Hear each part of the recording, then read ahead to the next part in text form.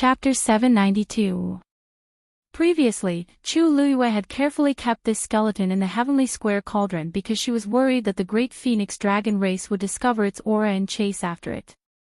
She didn't expect that the two Tian babies' collision would directly shake the skeleton out.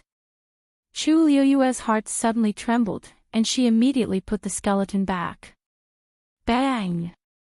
The skeleton had just floated out of the cauldron when it was suppressed by Chu Luiyue. There was a collision echo from inside. Chu Luiyue was still in shock, and her eyes were fixed on the heavenly square cauldron. This time, the skeleton didn't come out again.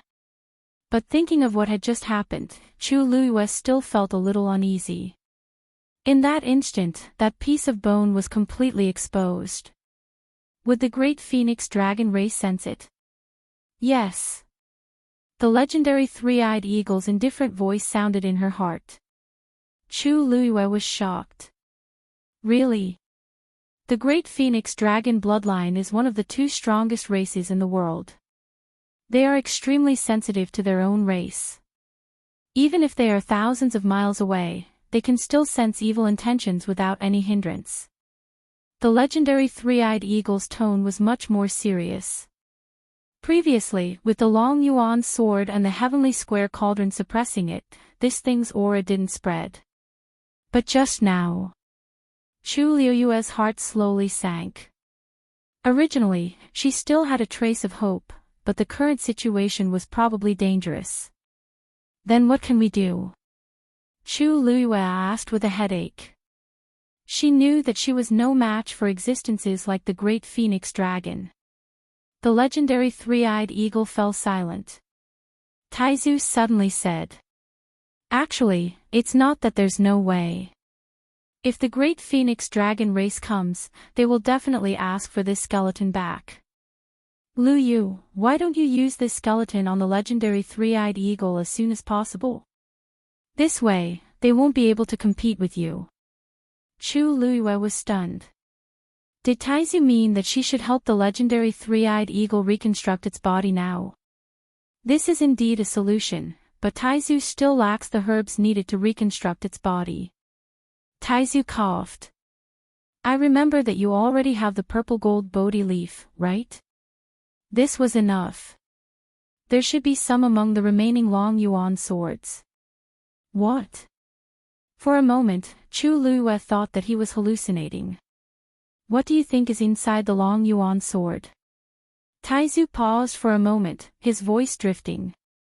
It's those herbs that can help divine beasts reconstruct their bodies. I remember that there are still some left. However, it's mainly because you already have the purple gold Bodhi leaf. That's the most important thing. The hilt of the Long Yuan sword was a huge space. There were many treasures and riches that the Taizu had brought out from the Tianling God realm. Because there were too many of them, even Chu Luiyue didn't fully understand what was inside. Now that she heard from Taizu, she realized that there were even such things. Blood Cloud Divine Crystal? Yes. Ink Essence Bamboo? Yes. Heavenly Spirit True Fruit? I think so too. The corners of Chu Luiyue's eyes twitched violently. Taizu felt guilty and hurriedly explained. Actually, this matter is complicated. I intentionally found these things back then. Although I used some of them, there's still a lot left. Anyway, it's definitely enough for you to use. I didn't think of this matter at first. After all, there are too many things. Ahem, I didn't tell you at first because I wanted to give you more opportunities to train. Taizu meant what he said. At first, he really didn't think of the existence of these things. It was only when he saw Chu Luiyue retrieve the purple gold Bodhi leaf that he finally remembered. But at that time, Chu Luiyue and the legendary three-eyed eagle weren't very anxious about this matter, so he didn't mention it. He wanted to let her find it first and gain more experience. In the end, if she really didn't find anything, he would take it out. He didn't expect to encounter today's situation. Lu Yu, are you angry with me? Taizu asked nervously. Chu Luiyue didn't know whether to laugh or cry. Taizu, why would I be angry with you? I can't thank you enough for helping me like this. It was just that this matter came too suddenly. She didn't expect it for a moment, so she was so shocked. Speaking of which, these things were Taizu's after all, and he had no obligation to give them to her. Now that her urgent need could be solved, she was indeed full of joy. However, judging from Taizu's words, he used to have a lot of these things. Even if he needed them for himself, he didn't need to leave so many behind. A trace of doubt flashed through Chu Luiyue's mind. But the situation was urgent at this time, so she couldn't ask in detail. She could only suppress the confusion in her heart. Bang! Another crashing sound was heard. Chu Luiyue immediately looked back. This time, it was the other one that struck the black shield. What made Chu Luiyue feel lucky was that this collision didn't leave any marks on the black shield. It was much better than the broken pure gold armor. Chu Luiyue's eyes narrowed slightly. This black shield was indeed of a higher level than the pure gold armor, and its defense was stronger. Her heart calmed down a little, and she looked at the other one. She could completely leave her back to the black shield. Now, she just needed to deal with this one. Her gaze fell on the heavenly square cauldron. With a thought, the transparent square cauldron slowly rotated and flew forward. The two Tian babies seemed to feel a threat and began to retreat. Chu Luiyue was delighted. The heavenly square cauldron seemed to be able to deal with this thing. The two Tian babies suddenly rushed forward. Chu Luiyue looked up. Then, she saw the other two Tian baby flying over. The two heaven-wrecking holy seeds were about to collide. Lu Yu, stop them. Once the two twins merge, it will be even more difficult to deal with. Taizu shouted in a deep voice. Chu Luiyue directly swung the long yuan sword. A biting cold sword light flashed. It flew between the two Tian babies. At the same time, the heavenly square cauldron slowly flew toward one of them. A transparent tongue of flame shot out from it. In just an instant, one of the two Tian babies was swept away by the transparent flame and then disappeared into the heavenly square cauldron.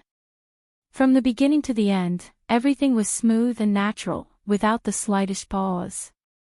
It was as if the two Tian baby was just an ordinary toy. Even Chu Luiyue was secretly shocked. She thought that the heavenly square cauldron should be able to deal with the two Tian baby, but she didn't expect it to be so easy.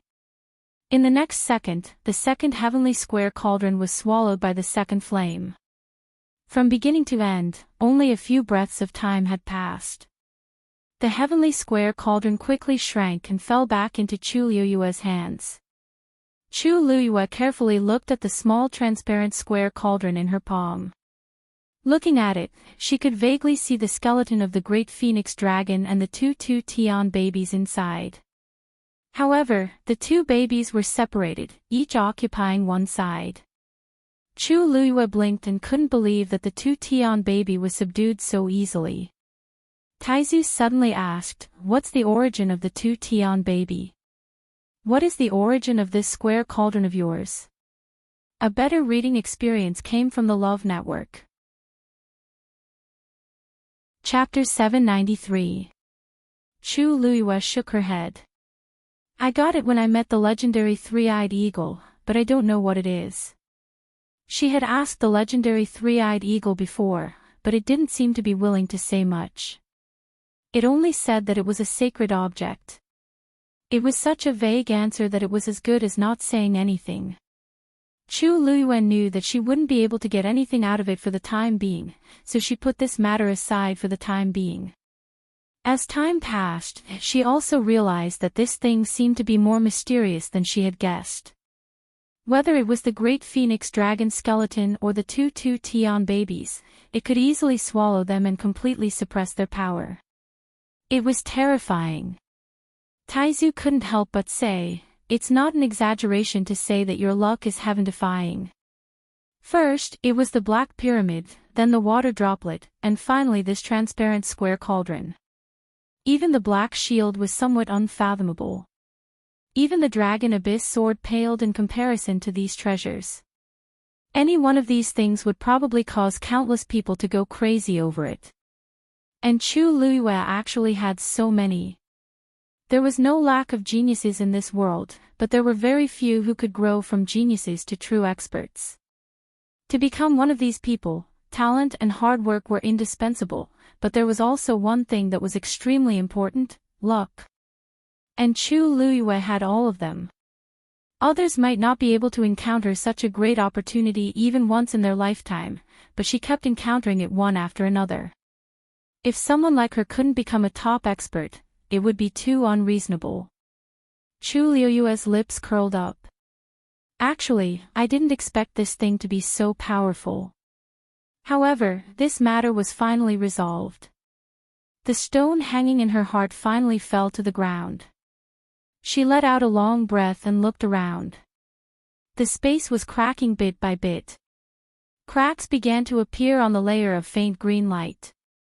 She had already put away the 2 Tian baby, so the divine territory it displayed naturally dissipated along with it. Soon, it turned into streams of light and disappeared, dimming bit by bit. The pressure on Chu Luiyue's body also gradually lessened. She looked at the heavenly square cauldron again with a solemn expression. She couldn't go out yet. The matter of the great phoenix dragon skeleton had not been resolved yet. Since he had everything, he might as well help the legendary three-eyed eagle reconstruct its body. With this thought in mind, Chu Luiyue said, "Taizu, may I trouble you to help me set up the barrier first?"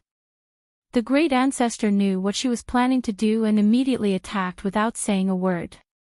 A translucent barrier quickly appeared. Silver lightning could be vaguely seen swimming on it. Taizu had used a lot of Tianlei in the past, so he had fused a part of Tianlei's power into his own power. After isolating this space, Chu Luiyue felt slightly more at ease. She threw the heavenly square cauldron out, and it quickly returned to its normal size and landed on the ground silently. Dumpling. She summoned Dumpling back first.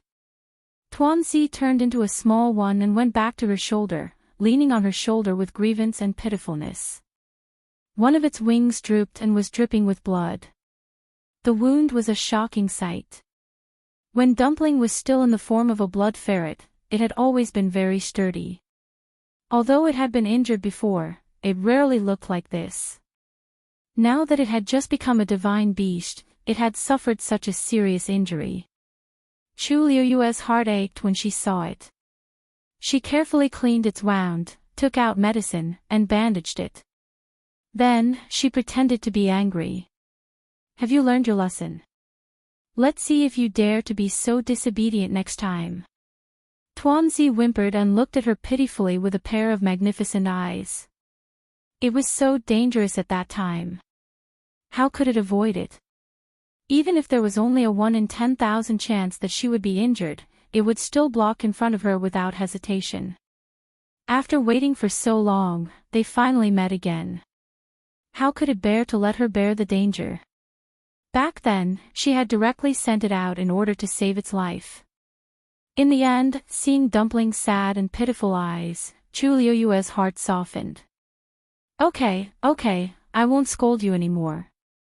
Go back and recuperate first, okay?" Dumpling nodded. Its figure flashed and returned to Chu Luiyue's body to recuperate.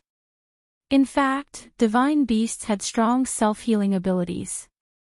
This kind of injury could be healed in a short time. Chu Luiyue took a deep breath and looked at the heavenly square cauldron. A huge black phantom suddenly appeared in front of her. Whoosh! Its wings flapped. Its momentum was astonishing. It was the legendary three-eyed eagle. Compared to before, its phantom seemed to be more solid. Chu Luiyue looked at its eyes steadily. "Are you ready?" The legendary three-eyed eagle's usually indifferent eyes finally revealed a glimmer of excitement. Even if it was cold and indifferent, it couldn't help but feel emotional at this time. It had been suppressed for thousands of years and was tortured in pain every day and night in the heavenly square cauldron. It almost couldn't take it anymore. It had imagined the scene of reconstructing its physical body countless times, but even it didn't have much hope and just treated it as a fantasy. Those who could do this in the world were all top-notch figures. How could Chu Luiyue do it alone? However, it didn't expect this day to really come and so soon. Chu Luiyue asked, "I'm ready." "I'm ready. How about you?" The legendary three-eyed eagle nodded lightly. Chu Luiyue pursed his lips slightly. "Then, I'll start." When the two-Tian baby was kept in the heavenly square cauldron by Chu Luiyue and the realm of the gods completely collapsed, the mystic forest outside was peaceful. In the quiet forest, a light breeze blew. Qin Yi was originally sitting cross-legged with his eyes closed to rest, but when he heard this movement, he suddenly opened his eyes. In his long and narrow eyes, a glimmer of light flashed quickly. There seemed to be some movement just now. He had set up an inescapable net in this forest, so he could sense any changes in the mystic forest. However, after sensing for a while, he didn't discover anything. It seemed like it was just an illusion just now. Qin Yi knitted his brows and stood up. The few people at the side looked over.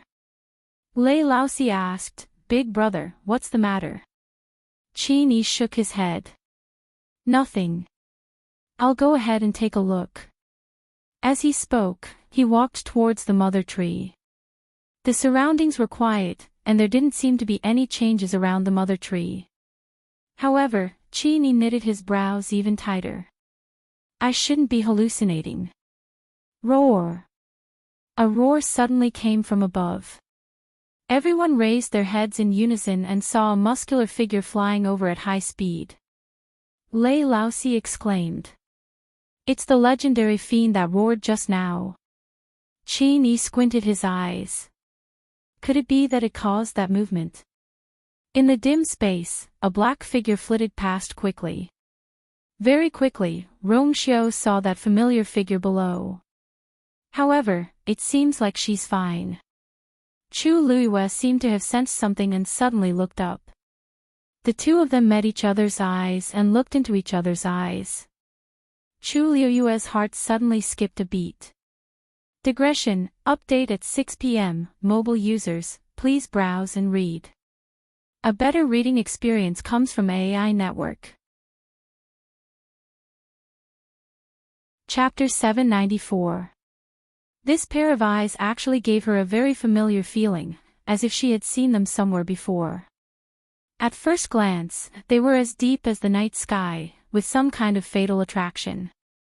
Chu Luiyue opened her mouth, and a name seemed to be about to slip out of her mouth. "You," however, at this moment, the man calmly turned his gaze away. There seemed to be a faint layer of mist in the depths of his eyes, covering those soul-stirring eyes. Chu Luiyue suddenly came back to her senses and carefully sized up the person who had come.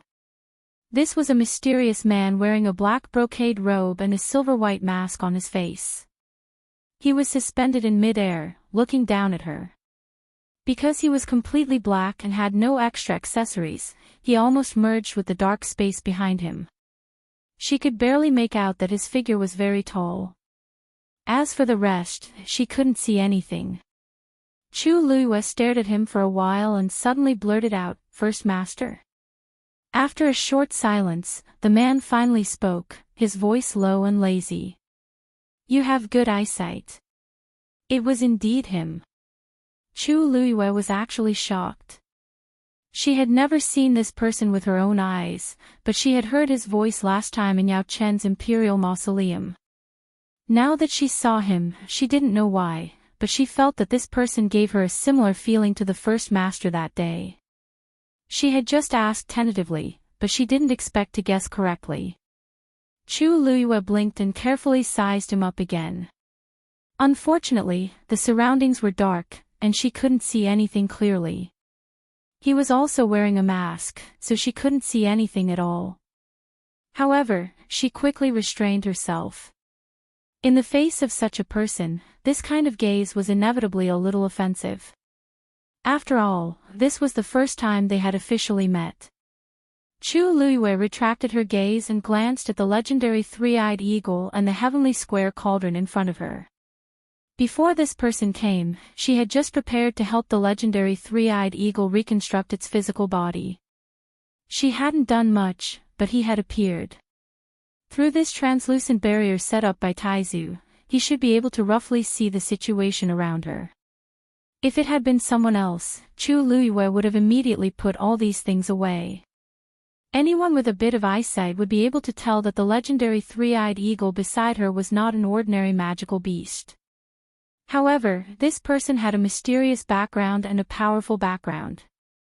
Chu Luiyue believed that he would definitely recognize the legendary three-eyed eagle.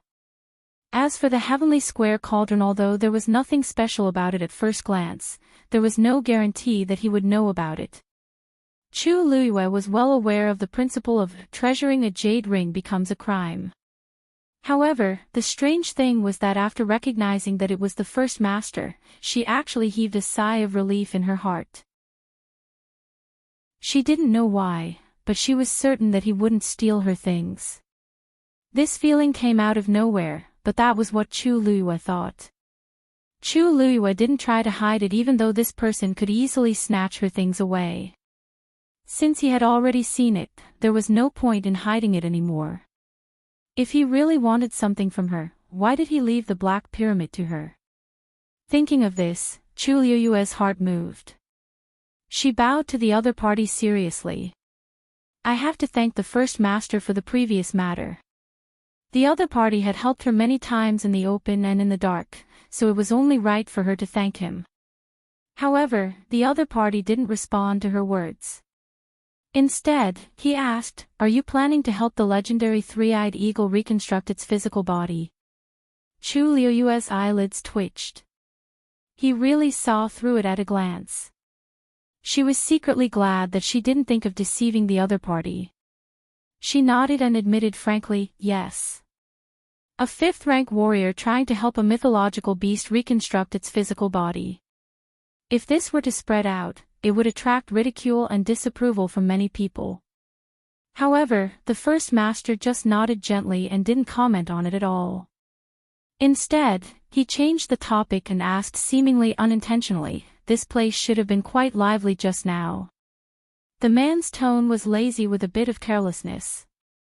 Chu Luiyue didn't care. The fight between her and the two Tian baby was indeed quite loud and left a lot of traces in the surroundings. She paused for a moment and asked tentatively, "First Master, I have something to ask you. Do you know what was in the pyramid that was obtained in the Imperial mausoleum?" After Chu Luiyue asked, she nervously held her breath. This man must know something. Otherwise, he wouldn't have left a seal on it for no reason. But, what was it? Chu Luiyue thought for a long time but still couldn't figure it out. Now that she happened to see him, she naturally had to ask him. As the voice fell, the surroundings fell into silence. Chu Luiyue's heart seemed to be gradually clenched by something. Suddenly, the man swept down from above.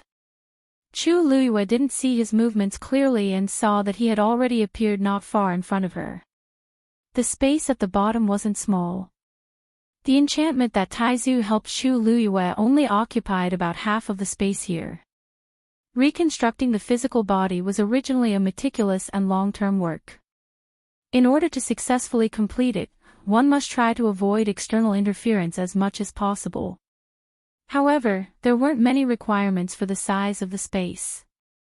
The man jumped down and landed on the other half of the empty ground. He stood in the dark, and Chu Luiyue could only see his deep and quiet eyes. He seemed to chuckle softly. "If I tell you now, then why did I leave the seal?" "Chu Luiyue, it seems that the first master is unwilling to say." Actually, this was also expected. It would be strange if it was really so easy to find out. Just as he said, then there was no point in leaving the seal. "If it's not convenient for the first master to tell me, it's fine. But this thing seems to be very important to you, so why did you leave it here? This was also a question that Chu Luiyue couldn't figure out.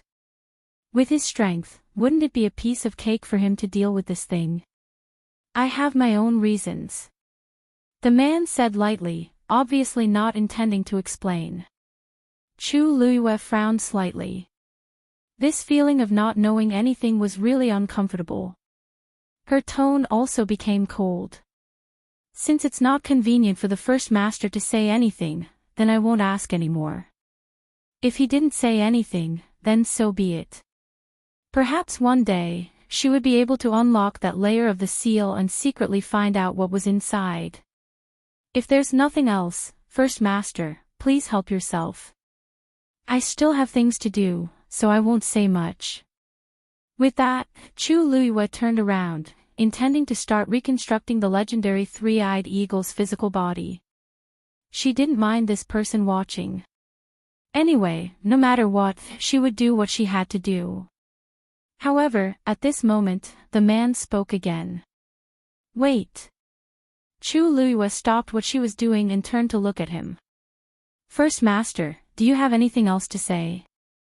There was a hint of a smile in the man's voice. You helped me guard this thing. As a reward, I will also do you a favor. Do you want to take off the armor on your body yourself, or do you want me to help you? Chapter 795. Pure Gold Armor. Chu Luiyue lowered her head and glanced at it. Just now, the two Tian baby had broken through the pure gold armor and left an inch-long crack on it. What did he mean? Your armor is not bad. If it's damaged, its defense will be greatly reduced. It's really a pity.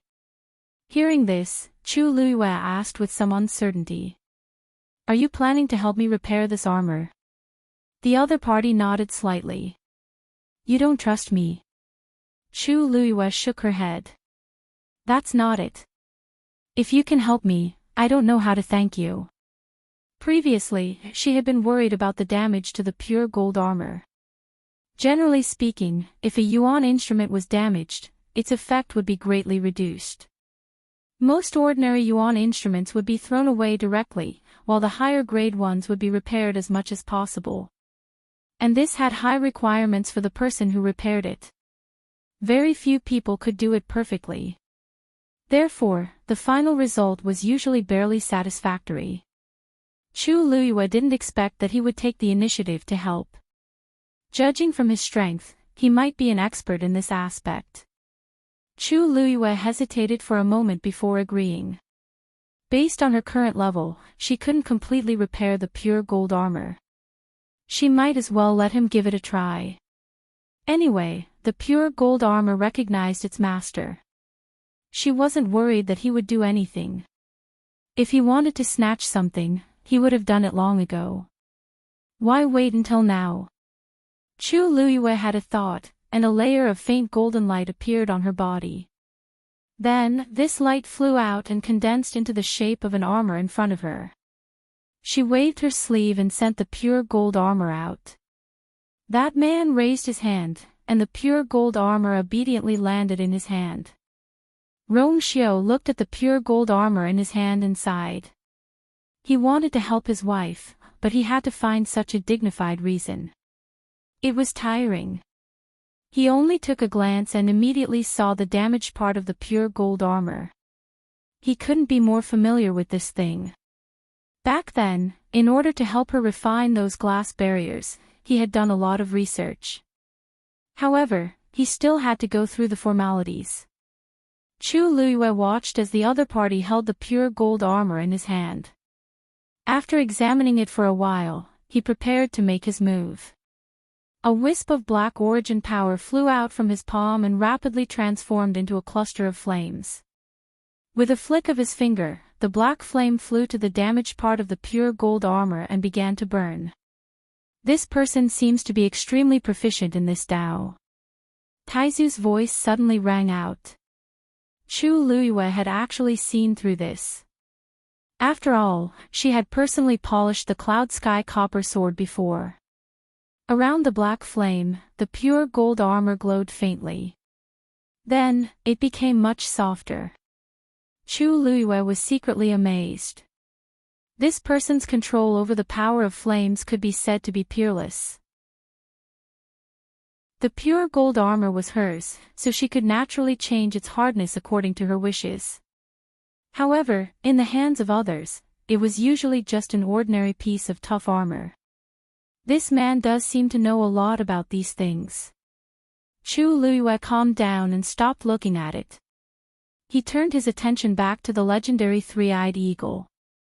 There was no time to waste. Even if someone was beside her, she couldn't care less.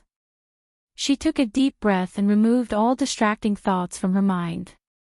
Then, a transparent karmic fire wrapped around the great phoenix dragon skeleton and slowly floated out. After this period of tempering, the skeleton seemed to have become even more sparkling and translucent. At a glance, it looked like a top-grade jade.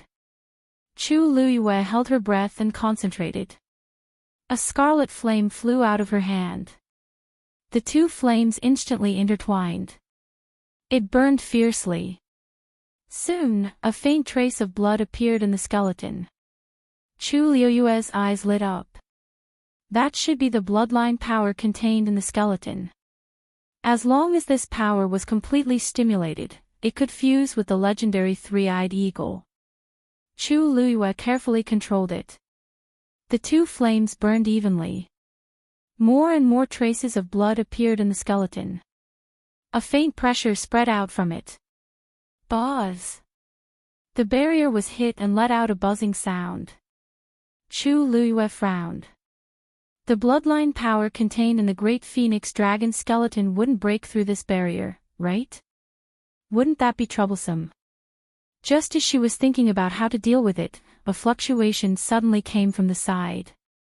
A layer of faint black enchantment covered the previous enchantment. The buzzing sound instantly disappeared. With two layers of barriers, the movements inside would not be transmitted to the outside. Chu Luiyue looked sideways. "Thank you, First Master." However, the man only waved his hand lightly, as if he didn't care. Chu Luiyue pursed her lips.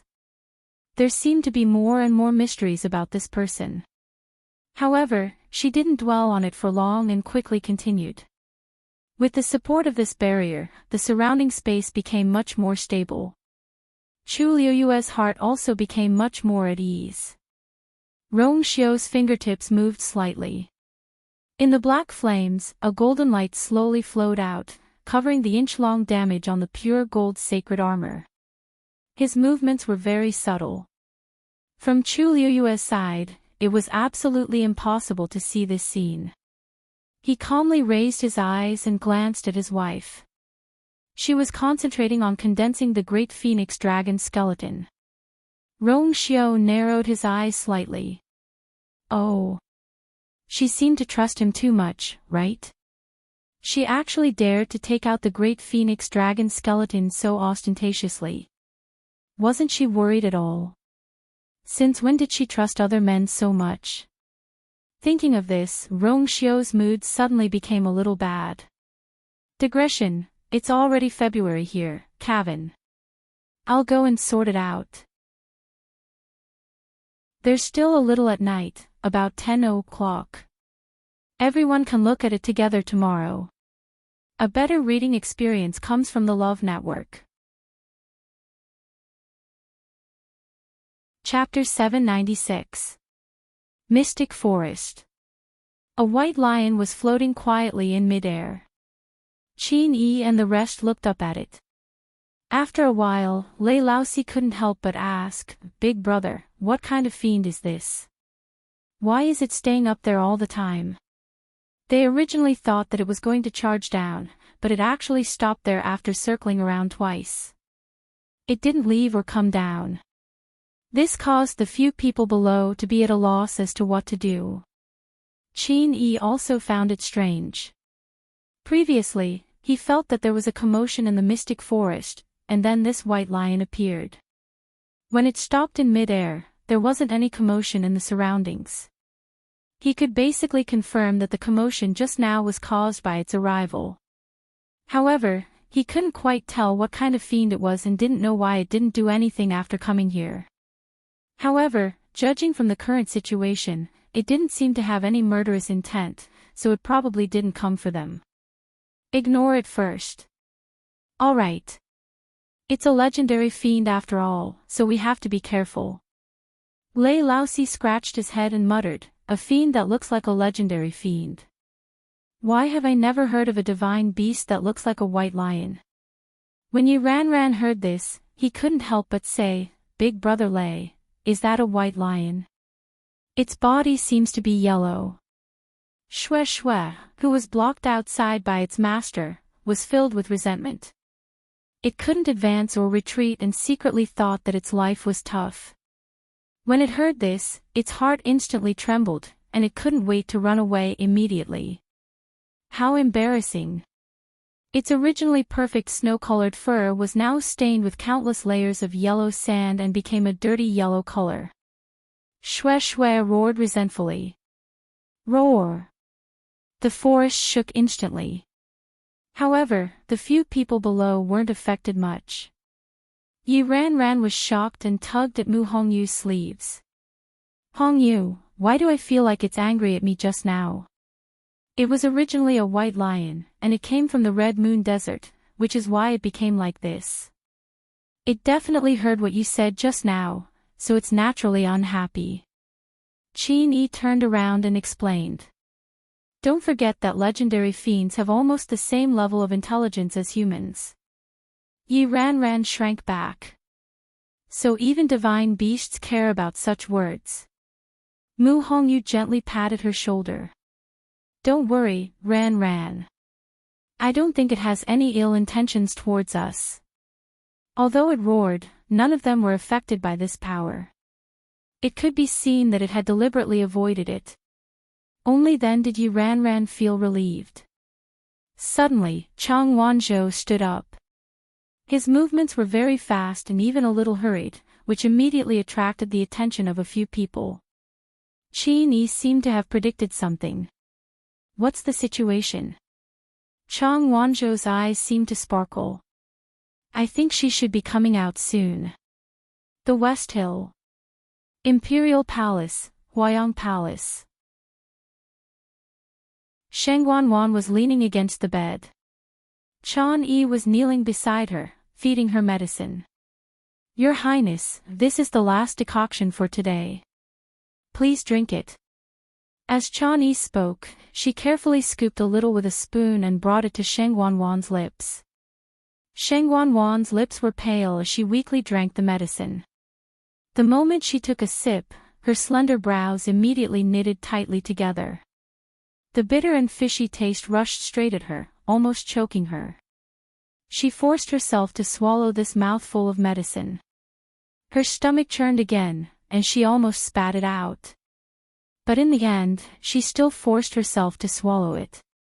Chan Yi didn't dare to say anything else and continued to feed her medicine carefully. By the time Chan Yi finished feeding her this bowl, a thin layer of sweat had already formed on her forehead. She hurriedly put the things away and smiled pleasingly. Physicians was said that your body has already taken a turn for the better. After you use this medicine today, you'll have to change the dressing tomorrow. As long as you rest well, your body will definitely recover as soon as possible.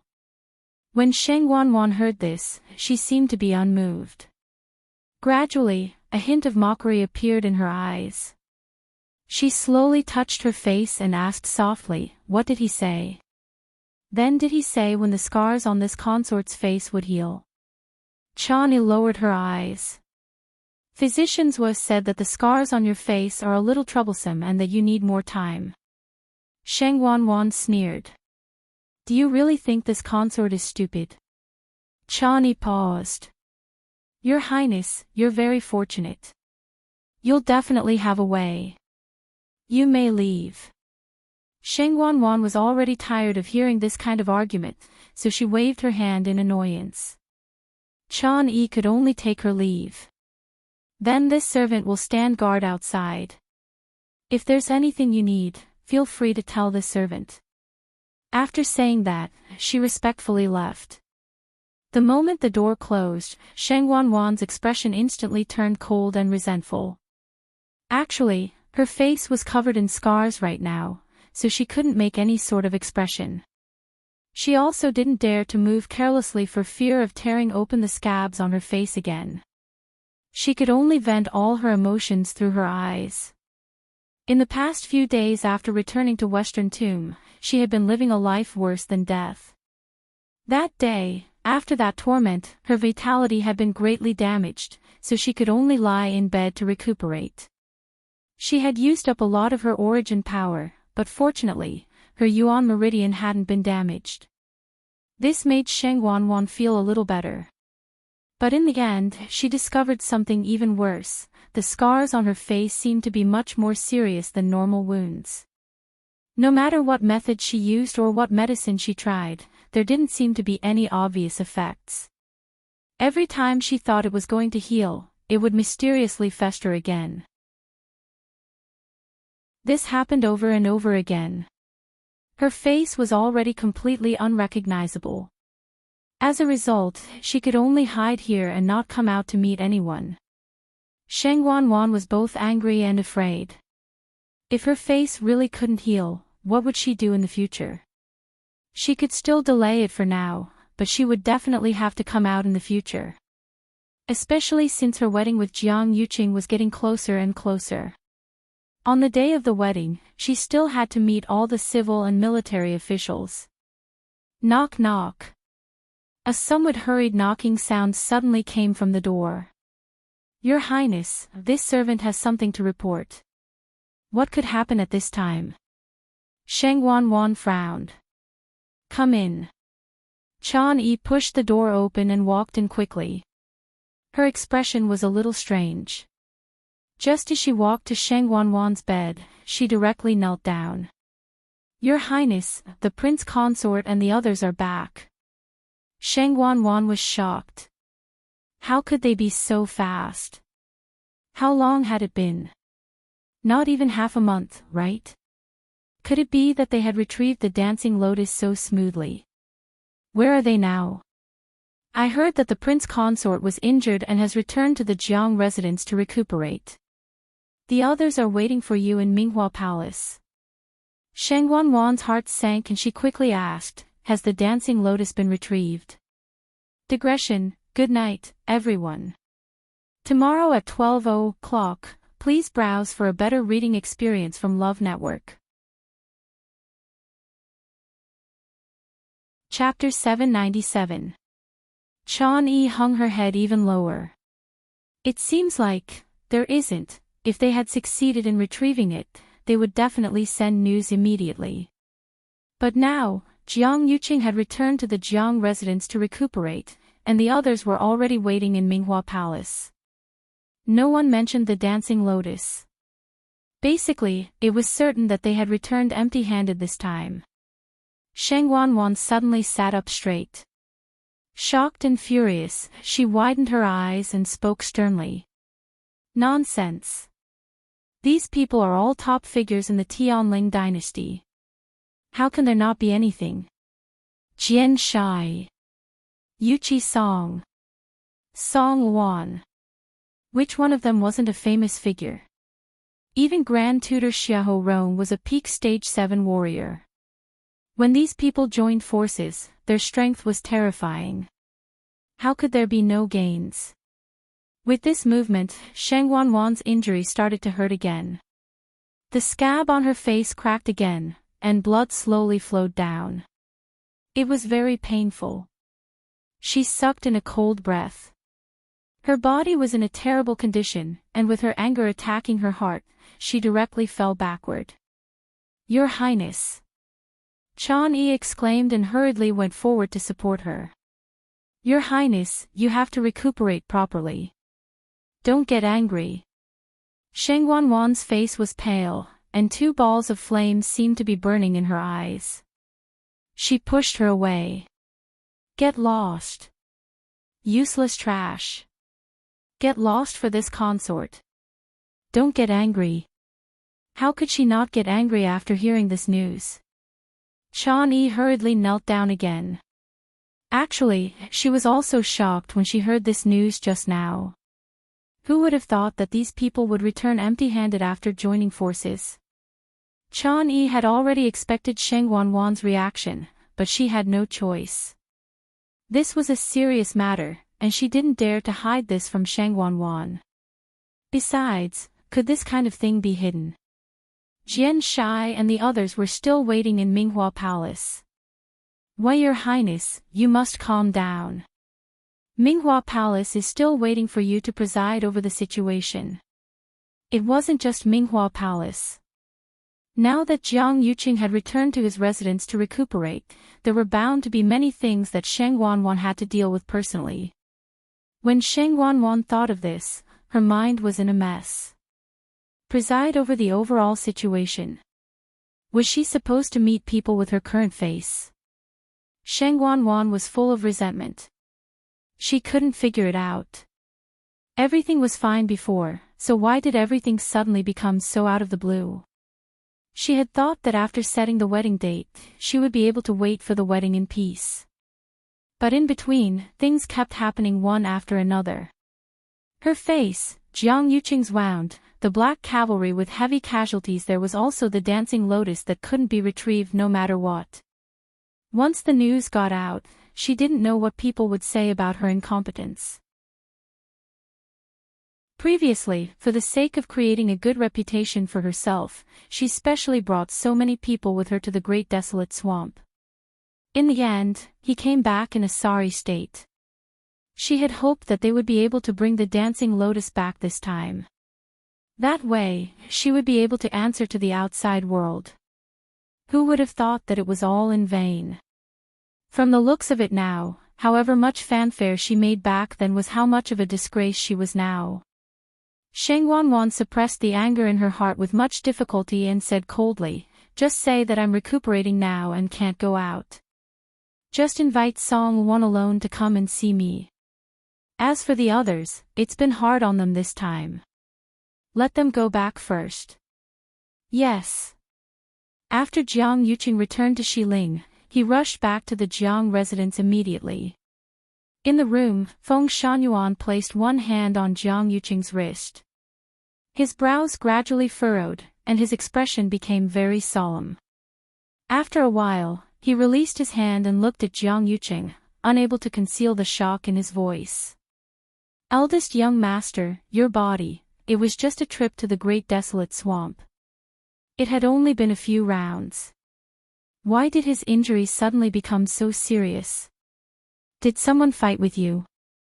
Feng Shanyuan asked very tactfully. Jiang Yuqing nodded but didn't elaborate and only frowned. "Is there a way to recuperate as soon as possible?" Feng Shanyuan sighed. "Eldest young master, you know your own body best, don't you? I'm afraid that you won't be able to recuperate completely without at least half a year. When it rains, it pours." Jiang Yuqing's expression became increasingly gloomy.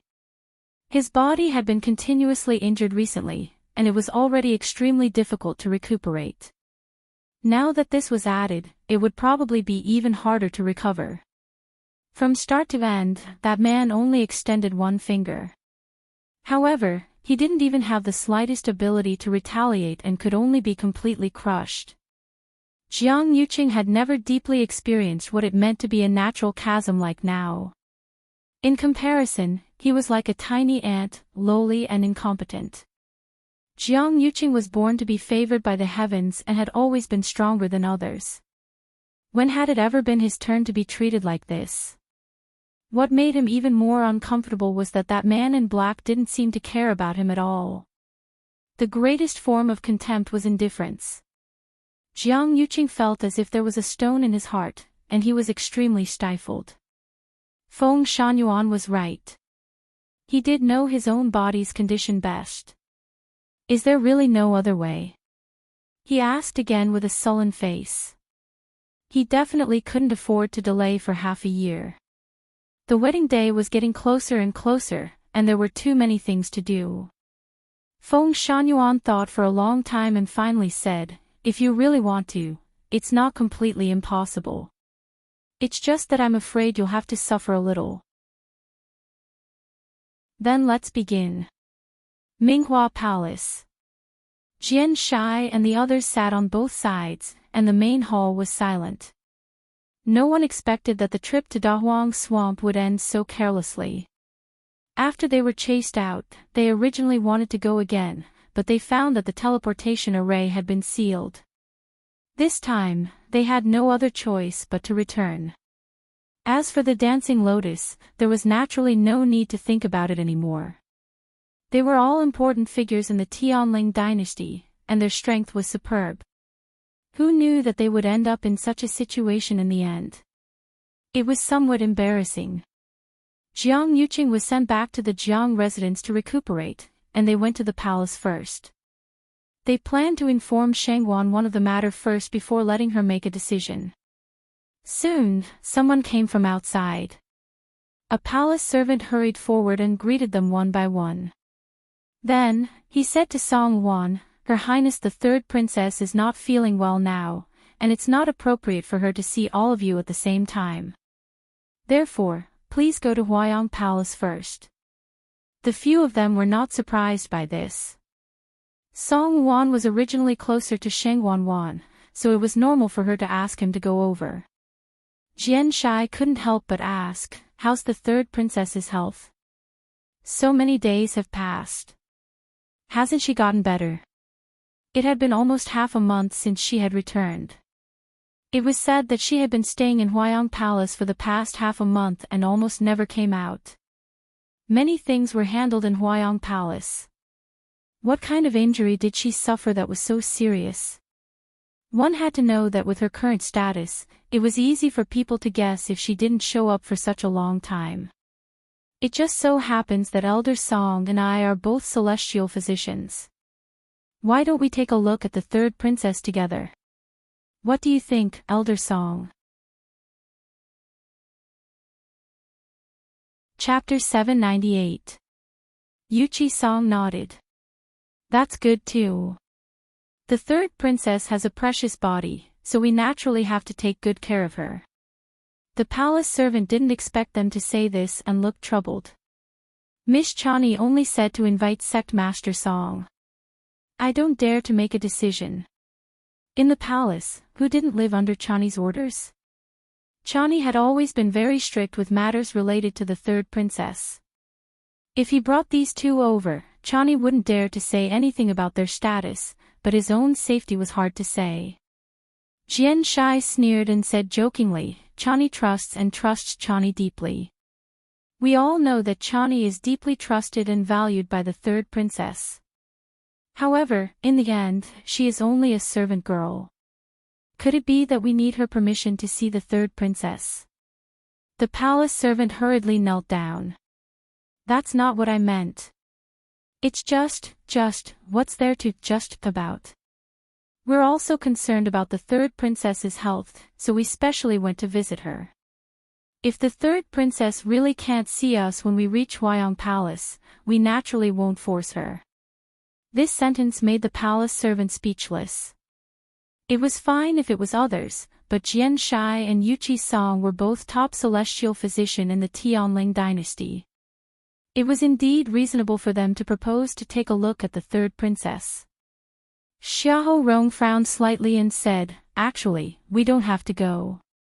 After all, there are still Zhuo Mingxi and a few other lords in the palace with superb medical skills. If we go now, we might disturb them instead." Yuqi Song interrupted him indifferently. "Everyone is very worried that the third princess hasn't come out for a long time. Now, the eldest young master is injured and bedridden. If no one comes out to preside over the situation, it will be chaotic sooner or later. We're doing this for everyone's sake. Could it be that we'll harm the third princess?" At this point, what else could the palace servant say? He could only bite the bullet and agree. Xiahou Rong's lips moved. He wanted to continue stopping them, but he couldn't think of any reason. Jian Shai glanced at him and chuckled. "Lord Xiahou, you don't look too good. Are you tired from this trip? Why don't you go back and rest? Xiahou Rong immediately rejected this suggestion.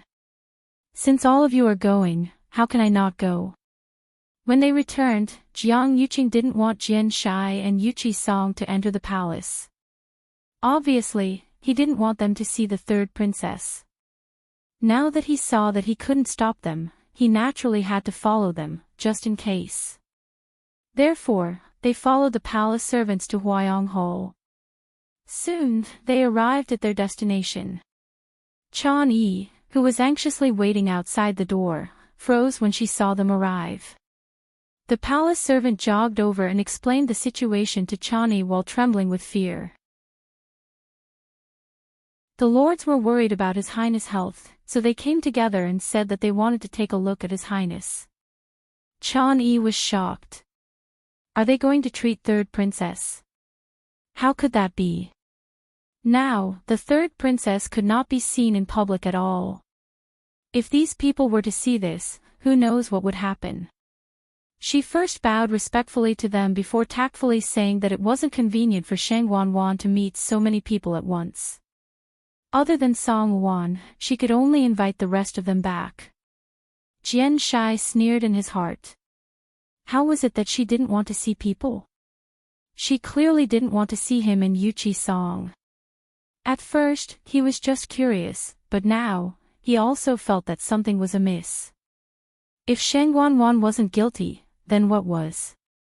Even if her health wasn't good, it shouldn't be so difficult to see a few people.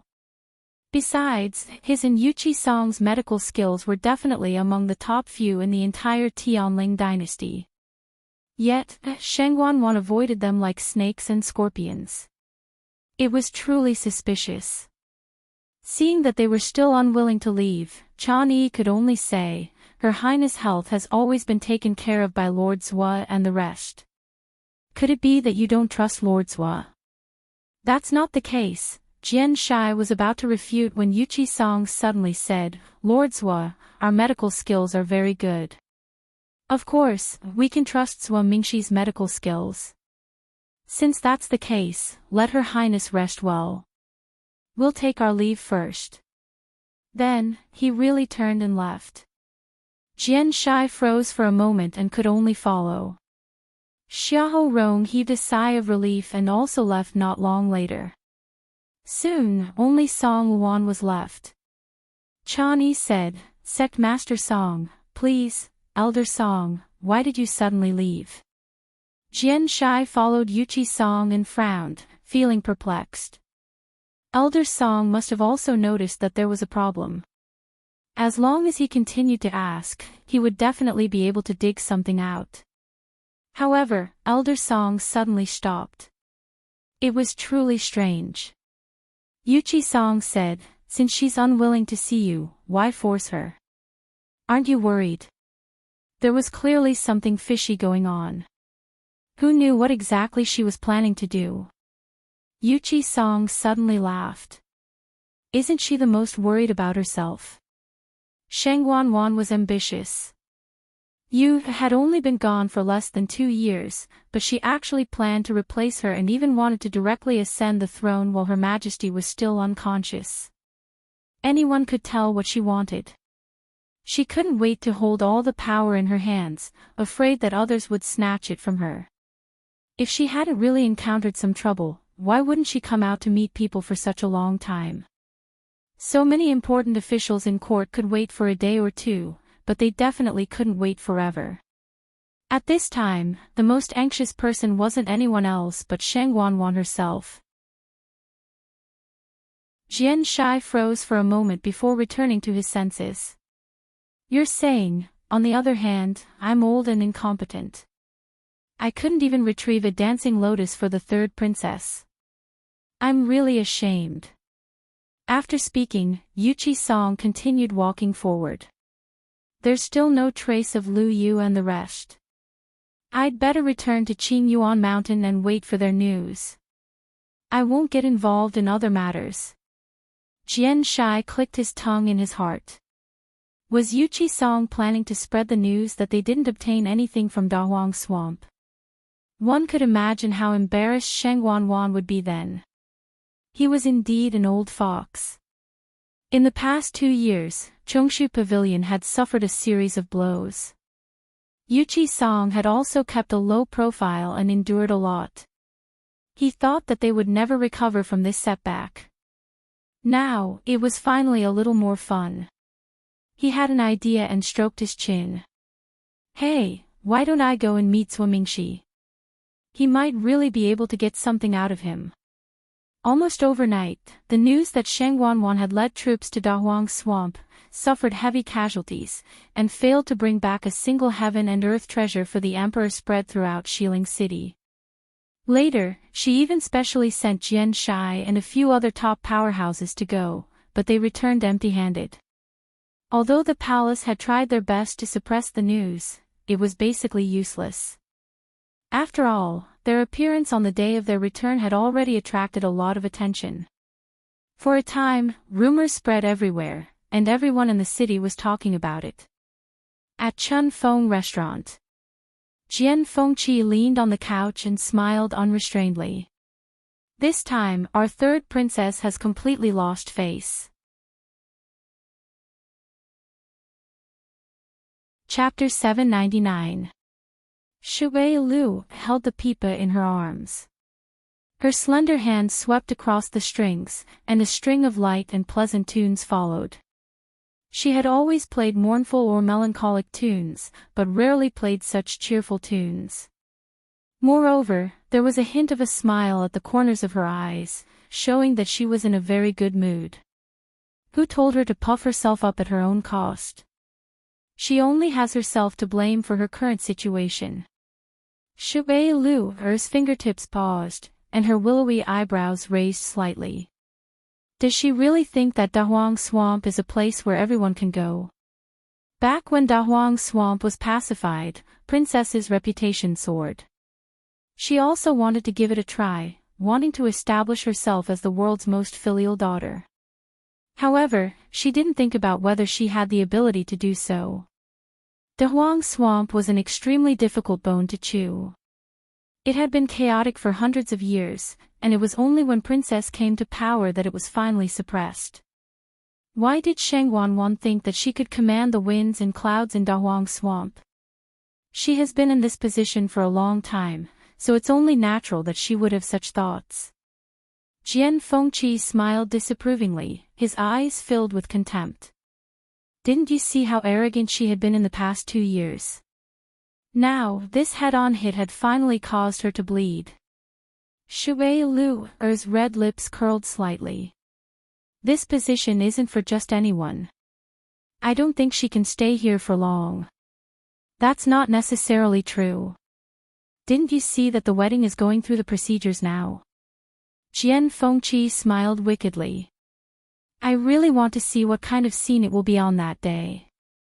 Shui Lu glanced at him and asked curiously, weren't you very worried about Chu Luyue and Mu Hongyu before? Why do you not look nervous at all now? That day, when he heard the discussions outside, his expression immediately changed. He jumped down from the window without a second word and grabbed the people to ask. Now, it seemed as if nothing had happened. Jian Fengqi's expression stiffened, and he twisted his neck uncomfortably. Even now, when he recalled his reaction that day, he felt that he had lost his composure.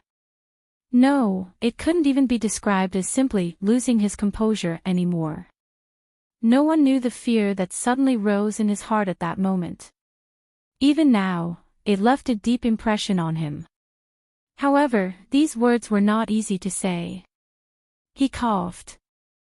I heard from Zhu Hong and the others that someone is helping Hong Yu and the others. There shouldn't be any problems. Actually, the reason why he was so relaxed was mainly because he saw that his father and Yuchi Song were very calm. The disciples that these two doted on the most were still in the great desolate swamp, yet they didn't seem to be nervous at all, so he naturally felt much more at ease. Shui Lu nodded in understanding. From the looks of it, there shouldn't be any major problems. She pondered for a moment and said, by the way, I saw someone the other day, but I'm not sure of his identity. Jian Fengqi asked curiously. Who is it? Shui Lu paused for a moment. She didn't say anything and only made a hand gesture. She gestured a 7. Jian Fengqi's expression suddenly changed. He sat up and stared at her. Are you sure? Shui Lu bit her lips. I don't know if it's him. Whether it was their appearance, figure, or aura, they were all different. But the look in his eyes was too similar. Where did you see him? Jian Fengqi hurriedly asked. Outside the Xiahou residence. He seemed to be investigating something too. Shui Lu frowned slightly. But if it's really him, how could he have changed so thoroughly? Jian Fengqi was shocked. How could an ordinary person have anything to do with the Xiahou residence? He was silent for a moment, then said, I've seen him before too. Digression, 60 Clock mobile users, please browse and read. A better reading experience comes from Love Network. Chapter 800. Oh. When was that? Shui Lu asked curiously. Why haven't I heard you mention such an important matter before? Jian Fengqi paused for a moment. Because I wasn't too sure at that time. Speaking of which, this happened back in country Yaoqin. At that time, I accidentally saw a person's figure and vaguely felt that it was very similar. However, I didn't see him again after that, so I put this matter aside. He also wanted to see that person again to confirm that person's identity. However, no matter how hard he looked, there was no trace of that person. It had been quite a long time. If Shui Lu hadn't suddenly mentioned it, he really wouldn't have remembered. You said you saw that person in Xiahou residence? Yes. That day, I originally planned to go to Xiahou residence to inquire about the news. However, after meeting that person, I felt that it was a little strange, so I didn't make a move for the time being. Later, I found out that he was indeed secretly watching Xiahou residence. However, his movements were extremely concealed, and ordinary people wouldn't be able to discover him at all. If it wasn't for the fact that she felt that person was inexplicably familiar, she wouldn't have noticed that person. Jian Fengqi waved the bone fan in one hand and narrowed his eyes. Xiahou Rong is the grand tutor, and there are many guards inside and outside Xiahou residence. Outsiders definitely wouldn't watch them for no reason. Since he did this, there must be a purpose. If it's not that person, then we have to investigate carefully to see who else is planning to make a move on Xiahou residence. However, if it's really him, then we have to investigate even more carefully. We don't even know when he came back. As Jian Fengqi spoke, he put away the bone fan and rested his chin on it. However, it seems that Jiang Yuqing has been really busy during this period of time. He actually didn't notice that something was wrong at all. Shui Lu chuckled. I heard that he went to Dahuang Swamp again and was injured. He's now recuperating in Jiang residence. I really don't know who did it. If I can meet him, I have to thank him properly. I heard from my father that that person is extremely powerful. Not to mention Jiang Yuqing, even the few of them are no match for him. Jian Fengqi's voice was much more serious.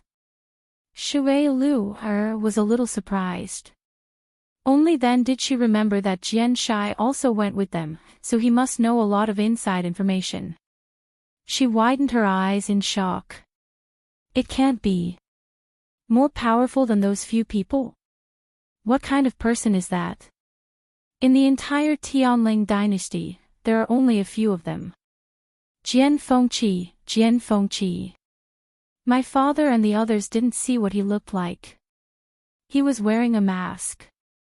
But he seems to have only attacked Jiang Yuqing, and he's still rather polite to my father and the rest. Jiang Yuqing's injuries are quite serious this time, so he shouldn't be able to cause any trouble for the time being.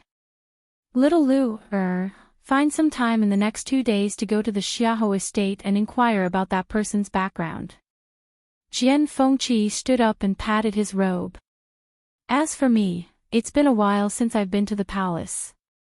Why don't I visit our honorable third princess? Jian Fengqi strutted into the palace and went straight to Huayong Palace. Unsurprisingly, he was stopped outside. Over the past few days, most of the people who asked to see Sheng Wanwan returned without success. Only a few people were allowed to enter the main hall to see her. However, they didn't stay for long each time. The palace kept announcing to the public that Sheng Wanwan was injured while helping His Majesty get medicine and needed to rest. Although everyone had many guesses, Huayong Hall was heavily guarded, so they couldn't know what was going on. They could only continue to wait. Jian Fengqi wasn't surprised by this result. Previously, his father had taken the initiative to ask for help, but was rejected by Sheng Wanwan, let alone him. Jian Fengqi didn't pursue the matter. This young master is actually worried about the third princess. Since the third princess wants to rest, this young master won't disturb you any further. With that, he turned around, intending to leave.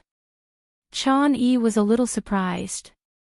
Jian Fengqi's personality was actually very difficult to deal with. She thought that it would take a lot of effort to persuade him to leave, but she didn't expect him to leave so straightforwardly. However, just as he took half a step, Jian Fengqi turned around again, a careless and evil smile on his face. That's right, this young master suddenly remembered that this young master borrowed a few medical books from the Empress and didn't return them. Since I'm here today, I want to make a trip to Xiaoyu Hall and return them. Chan Yi's eyelids twitched. The Empress medical books. She's already dead. What's there to return? Moreover, it's been almost 2 years. No one would care about such a thing. She sized up Jian Fengqi suspiciously, feeling a little uneasy. However, Jian Fengqi had a smile on his face. He was no different from before. He didn't seem to be looking for trouble. Chan Yi pondered for a moment. Xiaoyu Hall was the Empress' resting place when she was alive. The third princess has always ordered people to watch over it carefully. No one is allowed to damage anything inside, and no outsiders are allowed to enter. This servant will help you ask for permission. Please wait a moment. Jian Fengqi nodded with a smile. Go on, go on. Chan Yi turned around and entered the room. Jian Fengqi raised his brows slightly and looked around the courtyard casually. It seemed like there were some changes after not coming here for a while. Although he didn't come here often, he had a photographic memory. He remembered every blade of grass and every tree here clearly. He walked to a tree and leaned against it. Suddenly, the tip of his nose twitched. A faint bitter and fishy smell was faintly discernible. He lowered his eyes and took a look. This smell seemed to be coming from underground. He took a closer look, and his pupils suddenly shrank. He's going to Xiaoyu Hall. Sheng Wanwan subconsciously frowned. Why did he go there all of a sudden? Sheng Wan, you had been dead for so long. What's the big deal about returning a few medical books? However, Jian Fengqi wasn't easy to deal with. If she didn't agree to his request, who knew what trouble he would cause? In any case, he had always been barefooted and wasn't afraid of wearing shoes. He was very unbridled and arrogant. Sheng Wanwan didn't want to attract such a big trouble at this time. She waved her hand in annoyance. Since he wants to go, let him go. There are plenty of people in Xiaoyu Hall. If they discover anything strange about him, immediately report it. Yes. Sheng Wanwan rubbed her forehead. Actually, Jian Fengqi had a good relationship with her in the past. He had spoken up for her many times and helped her a lot. However, for some reason, his attitude towards her had changed slightly after Sheng Wanyu's death. Although it wasn't obvious on the surface, Sheng Wanwan could feel it. She couldn't understand it. Jian Fengqi and Sheng Wanyu had been enemies in the past. They didn't like each other. Why did he suddenly become like this? Why was he going to Zhaoyu Hall now? Jian Fengqi gathered origin power in his palm. Just as he was about to reach out, he suddenly heard Chan Yi's vigilant voice behind him. "Young Master Jian, what are you doing?" asked the user of the mobile phone. A better reading experience came from Love Network. Chapter 801. Jian Fengqi paused for a moment, then looked over as if nothing had happened. His expression was still as carefree and unrestrained as ever. "Wasn't this young master waiting for you?" His tone was lazy, and the last syllable had a hint of ambiguity to it. There seemed to be a glimmer of light flashing through her icy eyes. It was overflowing with light and color, making people feel as if they were about to drown in it. Chani's face inexplicably heated up. Even though she knew that Jian Fengqi was just teasing her, she still felt a ripple in her heart. All these years, Jian Fengqi's reputation as a womanizer wasn't just for show. According to what Sheng Wanyu had said, he was very good at coaxing young ladies. Jian Fengqi had always taken this evaluation as a compliment. Many times, using this kind of trick could save him a lot of trouble. Unfortunately, that stupid Sheng Wanyu didn't understand at all. However, Jian Fengqi was also glad that he hadn't actually made a move. Otherwise, he might not even be able to leave the palace today. After all, Chani was Sheng Wanwan's personal maidservant for many years. Her mental fortitude was much stronger than that of ordinary women. She quickly adjusted herself and said, "Her Highness has agreed." "Her Highness has already agreed. Sir Jian can go to Zhaoyu Hall now." Jian Fengqi nodded with a smile. "Then I'll have to thank Her Highness and Miss Chani." After saying this, he walked away with relaxed steps. Chani glanced at where he had been standing and felt a little worried. However, when she thought about how everything had been done so smoothly and covertly, and how Jian Fengqi had only been standing there for a while, he probably wouldn't notice anything. Thus, she put the matter aside for the time being. For some reason, Her Highness's mood had been fluctuating between good and bad these past 2 days. She would decide whether to take the medicine Masters Hua had sent over based on her mood. However, what was surprising was that her body seemed to be getting better. Compared to the beginning, there was an obvious improvement. Chani didn't know the reason, but she didn't dare to ask. She only carefully served her.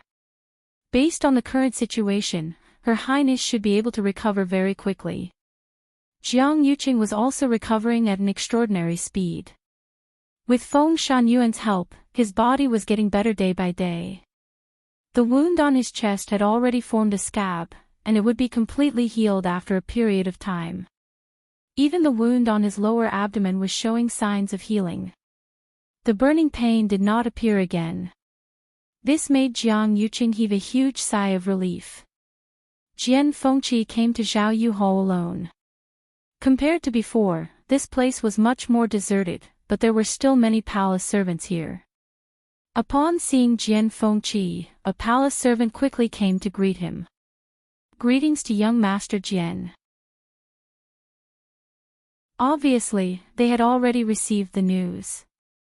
Jian Fengqi wasn't surprised and said honestly, "This young master is here today to return the Empress concubine's medical books." The palace servant hurriedly said, "Then this servant will take you there. This young master has been to this place many times. Do I need you to lead the way?" "This young master will go myself." Jian Fengqi interrupted the palace maid's words and walked straight in. He seemed to be walking slowly, but in fact, he was very fast. He walked like the wind and soon arrived inside. Seeing this, the palace servant hurriedly chased after him and said, "Young Master Jian, you can't go to that room." Jian Fengqi stopped in his tracks. "Oh. Why is that?" That was the Empress concubine's residence when she was alive. The palace servant did not dare to say anything too unpleasant and only stuttered for a long time. Jiang Yuqing did not think much of it. Even if the empress concubine is still alive, she may not be able to stop me. Why, do you want to try? Although he was smiling, there was a bit of coldness in his eyes.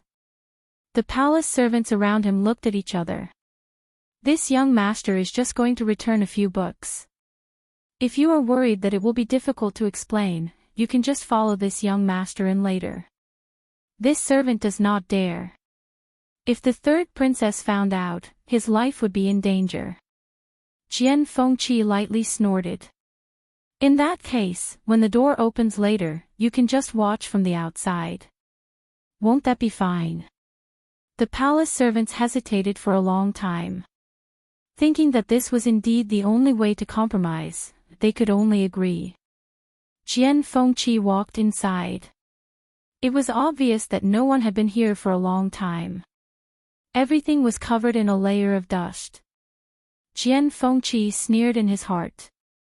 Sheng Wanwan always bragged outside about how much she missed the empress concubine and how much she valued the empress concubine's things when she was alive. In the end, she even guarded the place where the empress concubine lived when she was alive. Although the door was open, Jian Fengqi's back was facing the people outside at this time. He quickly scanned the room. The smile on his face gradually disappeared and his expression became serious. He walked to the desk, took out a few medical books, and placed them on the bookshelf behind. In fact, he did not make up the matter of returning the books. A few years ago, he did borrow a few books from Sheng Wanyu. After all, the public had the most rare books in the entire Tianling dynasty. Sheng Wanyu also liked to collect unique books. Jian Fengqi often came to her to ask for books to read. Sometimes, he would even see her annotations in the books. However, he often forgot to return them. This caused Sheng Wanyu to often make trouble for him. However, this time, he had forgotten for so long. No one urged him anymore. He put the books away one by one. In the end, he accidentally bumped his arm and a book next to him fell down. He bent down to pick up the book. Just as he was about to put it back, he saw that there was no title on the book's cover. The pages were slightly curled. It looked like it had been flipped through many times. He opened the book curiously. How many lines of words were written on the page? Jian Fengqi knew every word, but he did not understand what they meant when they were put together. However, this handwriting was indeed from Sheng Wanyu. When did she leave this behind? The mystic forest. Time passed slowly. In front of Chu Luiyue, a huge corpse was suspended in midair. After a long period of tempering, the bloodline power inside had almost been completely stimulated. The bloodline power that looked like blood vessels gradually became clear and finally condensed into a blood bead in the middle. Although this blood bead was only the size of a longan, it contained an extremely powerful aura. The skeleton's original jade-white color gradually became transparent. When the blood bead condensed, Chu Luiyue let out a long breath. Her clothes were already drenched in sweat, and her lips were a little pale. This was the great phoenix dragon skeleton. It consumed a lot of energy to refine the power inside. Especially when Chu Luiyue was only a stage 5 warrior. If not for the boundless force stored in her energy center, she would not have been able to withstand it. When the blood bead condensed completely, Chu Luiyue did not rest. Instead, she immediately threw in a few herbs beside her. At the same time, with a thought, a guqin appeared beside her. On the body of the guqin, there was a faint purple-gold color that shone brightly. Digression: tomorrow at 12 o'clock, mobile users can browse for a better reading experience from Love Network. Chapter 802. The Purplish Gold Bodhi Leaf. It lay quietly on the zither, its body covered in a layer of translucent red light. At first glance, it looked like a crystal-clear amber. Chu Luyue carefully took it down, then put the zither away. She carefully examined the purplish-gold Bodhi leaf in her hand. Although it was now trapped in this seal, she could still vaguely feel a vigorous life force. The purplish-gold leaf glowed brightly. Chu Luyue looked at the legendary three-eyed eagle and nodded lightly. Whoosh! The legendary three-eyed eagle flapped its huge wings. The surrounding aura surged. In the next moment, its third eye suddenly opened. A ray of red light shot out from within. It instantly enveloped the purplish-gold Bodhi leaf. Crack! A faint cracking sound could be heard. A crack suddenly appeared on the seal outside the purplish-gold Bodhi leaf. Immediately, the seal shattered, transforming into countless rays of red light that scattered in all directions. The purplish-gold Bodhi leaf was completely exposed. It trembled slightly, then turned around and headed in another direction. It wanted to run. Chu Luyue waved her hand, and a flame flew out from the heavenly square cauldron. It quickly formed a barrier in front of the purplish-gold Bodhi leaf. The purplish-gold Bodhi leaf sensed that something was wrong and hurriedly stopped. Just as it was about to run in another direction, the legendary three-eyed eagle flapped its wings again. An earth-shattering shriek rang out. Screech! This cry reverberated throughout the entire space and did not dissipate for a long time. Reverence, admiration, longing. It sounded like a low chant from ancient times, with a heavy and ancient aura that shook one's soul.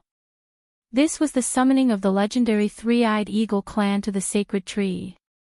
The purplish-gold Bodhi leaf seemed to have sensed something and stopped trying to escape.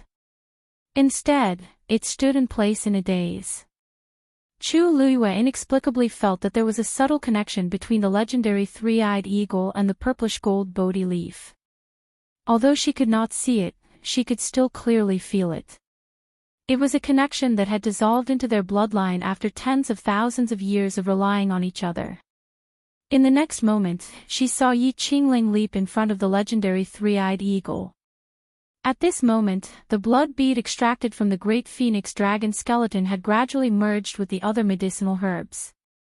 From the initial bright red color, it had turned into a rich reddish-black color. The legendary three-eyed eagle had been staring at the purple-gold Bodhi leaf for a few years now. A moment later, the violet-gold Bodhi leaf flew up slowly and stuck itself to its third eye. It was as if spring water had seeped into the frozen soil, dispelling all the chill. The purple-gold Bodhi leaf instantly fused into the third eye of the legendary three-eyed eagle. The crimson color in the eye quickly melted like a cracked ice surface. Then, a layer of faint purple-gold color spread out from it. Chu Luyue's heart skipped a beat when that eye turned from scarlet to a purple-gold color. The third eye of the legendary three-eyed eagle had always been red in color, and it was filled with a fierce and cold aura. At this moment, the brutality and bloodiness inside had completely faded away. Instead, it was replaced by a shocking and incomparable nobility.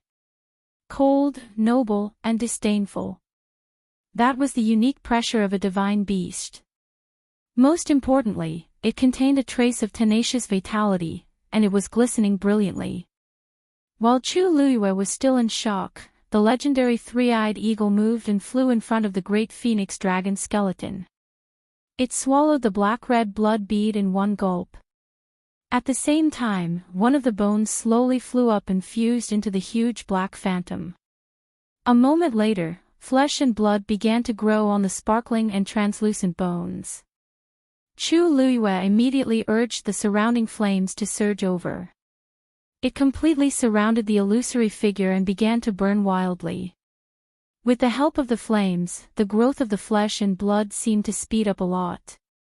Not long after, the position of the bones formed the shape of a wing. The great phoenix dragon and the legendary three-eyed eagle were not of the same race.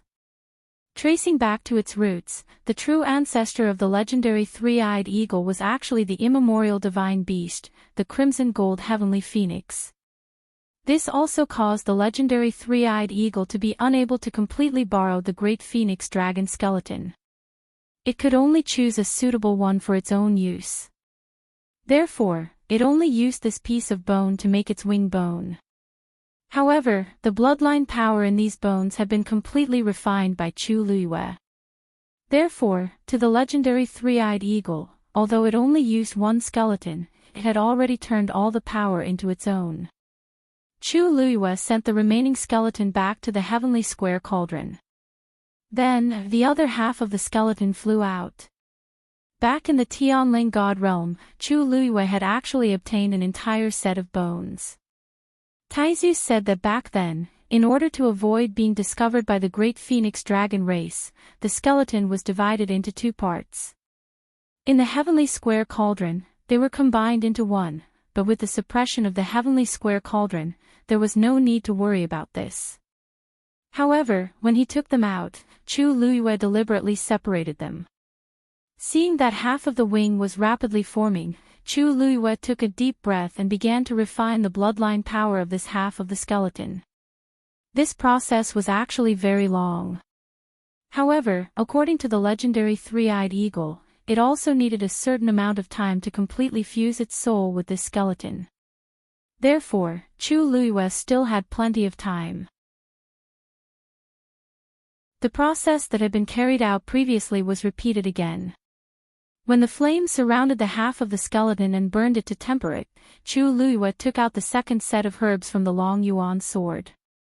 At this time, he couldn't help but be thankful that Taizu had left behind so many things. Otherwise, it would have taken a lot of effort just to gather these precious herbs. While Chu Luiyue was focused on helping the legendary three-eyed eagle reconstruct its body, on the other side, the Rongxiao had already finished repairing the crack in the pure gold armor. It was smooth and looked almost exactly the same as before. It didn't look like it had been damaged before at all. If anyone saw this scene now, they would definitely be shocked on the spot. This was because a yuan tool of the level of the pure gold armor couldn't be completely repaired. However, the Rongxiao had completely repaired it. This method could be said to be superb. Even Taizu, who was an expert in refining yuan tools, might not be able to do this. However, the Rongxiao lowered his eyes and looked at the pure gold armor. He didn't seem to be satisfied. It was indeed a top-grade yuan tool. Unfortunately, it met the two Tian baby. Although it was repaired today, Chu Luiyue might encounter some kind of danger in the future. The Rongxiao pondered for a moment and looked up at Chu Luiyue. She was concentrating on tempering the great phoenix dragon skeleton. The corners of his lips curled up slightly, and a faint golden color appeared on his fingertips. Then, he left a palm-sized pattern on the pure gold armor. That pattern flashed slightly and quickly disappeared. It was impossible to tell if it was the same or not. Mobile users, please browse and read. A better reading experience comes from the Love Network. Chapter 803. Xiling. The lanterns were lit, and the moon hung high in the sky. Chun Feng restaurant was bustling with activity. However, Shui Lu stayed in her room alone and ignored everything outside. Today was her usual rest day, so she didn't welcome guests. Besides, she had something to do at night. She planned to make a trip to Xiahou residence. Originally, she discussed with Jian Fengqi to go tomorrow, but after thinking about it, she felt that it would be more discreet to take action at night. As Xiahou Rong had already returned to Xiling, he had been staying in the residence for the past few days. A few days ago, she thought that Xiahou Rong would definitely be wary since he had just returned. Today, they should have relaxed a little. As for that person's identity, it wouldn't be too late to confirm it when she had the chance. Shui Lu started to dress up. For safety reasons, she naturally had to change her appearance. She took out a thin human skin mask. Just as she was about to put it on, a familiar voice came from outside the door. "Where's Lu? Let her serve you." Xiahou Tin gone. Why is he here now? And it sounded like he was a little drunk. Hearing the sound of someone going up the stairs, Shu Lu hurriedly kept her things. Second young master Xiahou, you came at the wrong time today. Miss Lu is resting today. Why don't you let another lady come? Mrs. Zhang tried to persuade her in a gentle tone. I only want her to accompany me today. I don't want anyone else. Where is she? Ask her to come out. Perhaps it was because he was drunk, but Xiahou Tingan became more arrogant than usual and even dared to make a ruckus in Chun Feng restaurant. Mrs. Zhang smiled and calmly stood in front of him. She seemed to be in a difficult position. Second young master, it's not your first time coming to Chun Feng restaurant, and you know the rules here. Miss Lu wants to rest, and even I can't persuade her to come out. Her temper has always been very stubborn. Even if she forces herself to come out, she'll definitely spoil your mood. Recently, we have a new lady here, and she's very good at playing the zither. Do you want me to bring her here? However, Xiahou Chunan didn't listen and pushed her away. Bang! Nanny Zhang was pushed onto the railing, and her waist hurt from the impact. Xiahou Tingan chuckled in disdain and mocked her as he walked up. Very good at playing the zither. What do you know? I've heard of the best zither in the world. Other people, how could they even be on the stage? Don't dirty my ears. Mrs. Shang's expression changed slightly. She vaguely knew who he was talking about and suppressed the anger in her chest. She held her waist and followed him. Second young master, this really won't do. Xiahou Tingan was very frustrated, and his face was filled with impatience. What? This young master came to your little spring breeze house to have some fun. Do I need to look at your eyes? Listen to your orders. He had heard enough at home. Scram! Just as he was about to make a move, a soft and sweet voice suddenly came from behind him. Wait! Mrs. Zhang looked up and was taken aback. Lu, why did you come out? Shui Lu smiled gently. I heard second young master Xiahou's voice from afar. Since second young master Xiahou wants to hear me, it's my honor. There's no reason for me to turn you away. As she spoke, she looked at Xiahou Tingan. Second young master, please. Xiahou Tingan was then satisfied as he gave Auntie Zhang a warning look. If you were half as sensible as Miss Lu, you'd be able to avoid a lot of trouble. Do you understand? Auntie Zhang didn't react as she looked at Shui Lu, in confusion and shock. Today was her usual day of rest. Not to mention a mere second young master of the Xiahou family, even if the emperor came, I wouldn't come out to welcome him. In the past, when Shui Lu first came, there were people who bullied her, and some even wanted to humiliate her. But those people all stopped in the end. In all kinds of ways. From then on, almost nobody dared to be so impudent, and Xiling Xiahou Tingan only dared to do this because he was drunk and muddle-headed. However, it wasn't that they couldn't handle it. They just didn't need Shui Lu to come out personally. But Shui Lu just smiled. Auntie Zhang, please invite second young master to the room over there. I'll pack up and come over. Auntie Zhang was confused, but she could only do as she was told. Xiahou Tingan strutted into the room. If he was more clear-headed, he would notice that something was amiss. It was a pity that he couldn't tell anything at this point. Instead, he thought that his identity had stunned them, and he was secretly delighted. After a while, Shui Lu indeed carried the pipa over.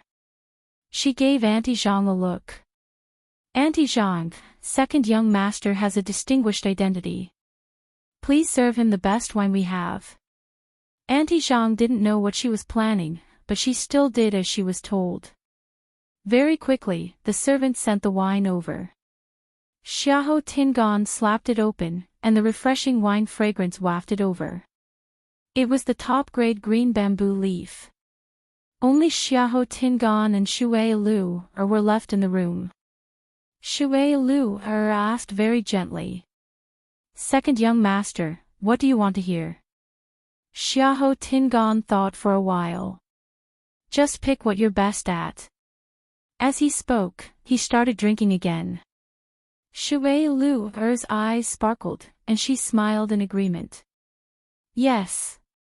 Then, she gently strummed the pipa, and a melancholic sound could be heard.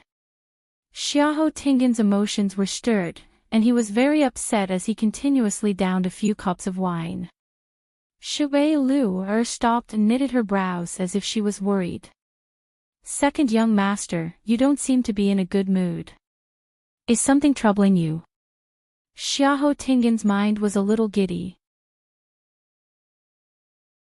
When he heard this voice, he opened his mouth and said what was on his mind. "It's all because of the Jiang residence." Bang! He heavily slammed the wine cup on the table, and his face flushed red with anger. Shui Lu's eyelashes fluttered, and her voice was as gentle as the wind. "I'm just a weak girl, and I don't know much about this. I just hope that second young master can be more at ease and stop worrying about this." As if he heard a joke, Xiahou Tingan sneered. "I don't want to either, but that Jiang residence is too much." Who in Xiling City didn't know that Jiang Yuqing's biological sister, Jiang Yuji, was discussing marriage with Xiahou Tingan? The two families had a strong alliance, and this marriage was very beneficial to both parties. Especially Xiahou Tingan. Just based on this marriage, he had already won against the other young masters in the Xiahou residence. What else could he be unhappy about? Shui Lu only asked a few questions, but she managed to get a lot of information out of Xiahou Tingan.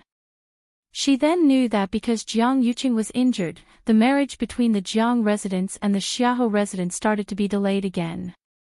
They even said that they wanted to wait until after the third princess and Jiang Yuqing's wedding. This made the Xiahou residents feel that the Jiang residents didn't care about this marriage at all. They had already given in time and time again so that they could settle this matter as soon as possible. However, the Jiang residents was insatiable. They actually still want the 9 Clouds Yuan recovery pill. What a joke. Xiahou Tingan stuck out his tongue, and his voice was a little muffled. Since they already gave this to us back then, how can they ask for it back? They want to give the pill back to Jiang Yuqing. Dream on. Shui Lu was shocked. The 9 Clouds Yuan recovery pill. That's the princess's item. Mobile users, please browse and read. A better reading experience comes from Love Network.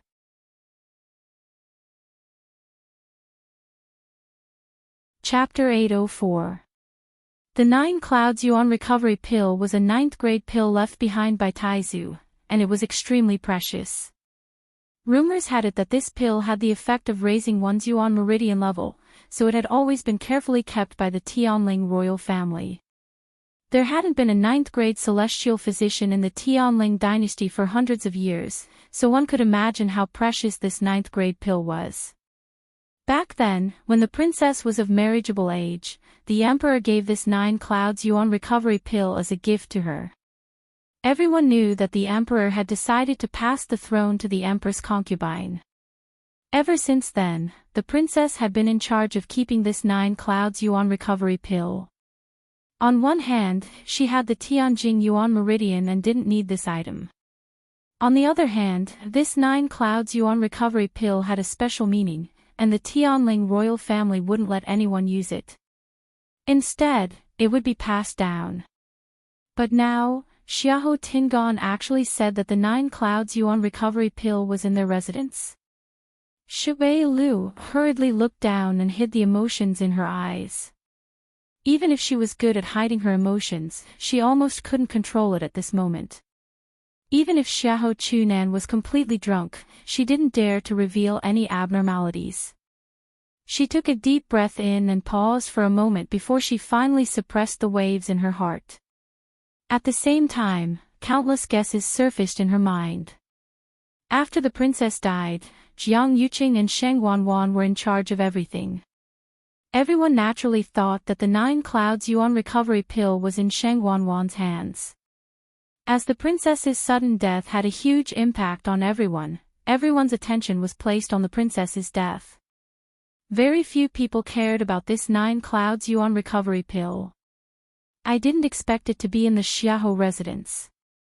Hearing what Xiaohou Tingan said, this 9 Clouds Yuan recovery pill was originally given to them by Jiang Yuqing, but he wanted it back now. Both parties couldn't come to an agreement, so they had a conflict. Of course, Jiang Yuqing could have gotten this item. As for why he gave it to the Xiaohou residence, only they knew. But this also confirmed what Shui Lu had always suspected and investigated: the Xiaohou residence indeed couldn't escape from the princess's death. Now, for some reason, Jiang Yuqing wanted the 9 Clouds Yuan recovery pill back. Bang! Xiaohou Tingan suddenly fell onto the table, and the wine on the table spilled all over the floor. He was still muttering something under his breath. Second young master. Second young master. Shui Lu shouted twice, but Xiaohou Tingan didn't respond. The gentle smile on her face faded, and she quietly walked over. In her blurred state, she heard his intermittent words. It's me, it's my 99. Shui Lu pondered. Seeing Xiaohou Tingan's angry and indignant look, it was most likely because he had always thought that the 9 Clouds Yuan recovery pill was his. But now, Jiang Yuqing wanted to go back. Of course, he wouldn't agree. Shui Lu's voice was even softer, and it carried an indescribable allure. Where is the 9 Clouds Yuan recovery pill? Xiaohou Tingan's eyes were tightly shut, and his face was flushed red. He reeked of alcohol. Hearing this, his eyebrows twitched and he shook his finger. Here, here. Creak, the door was opened from the inside. Nanny Zhang, who was anxiously waiting outside, hurriedly looked over. Seeing that Shui Lu walked out safely with her pipa, she finally heaved a sigh of relief. She quickly walked forward and sized up Shui Lu. Then, she looked over Shui Lu's shoulder. How is it? Are you okay? Shui Lu smiled. Second young master is drunk and has already fallen asleep. Don't let anyone come and disturb second young master.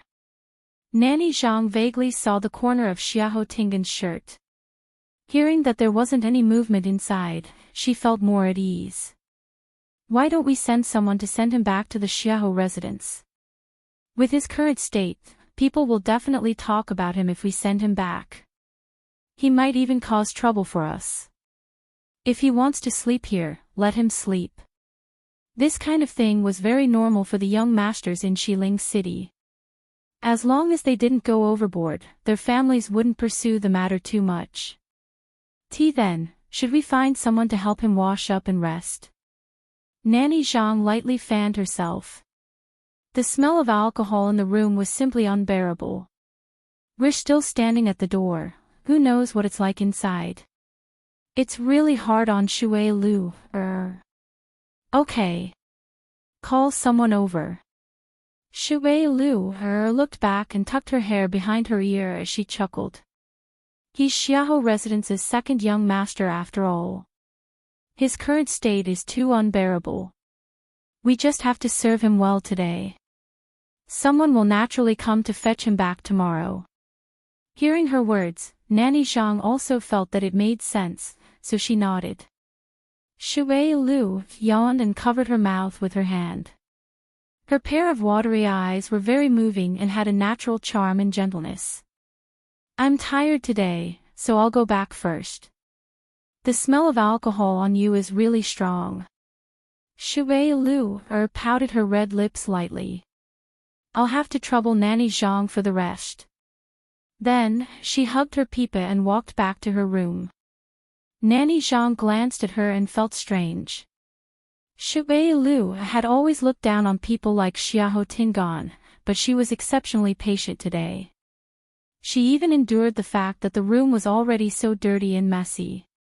However, she didn't think too much about it as Shui Lu's temper had always been hard to predict. She endured the smell and closed the door before calling someone over to clean up. The next morning, Xiahou Tingan was woken up by a commotion. Vaguely, he seemed to have heard Jiang Yuji's voice. He sat up with much difficulty, but his head hurt so much that it felt like it was going to split open. At this point, the door was suddenly kicked open by someone. Xiahou Tingan, come out.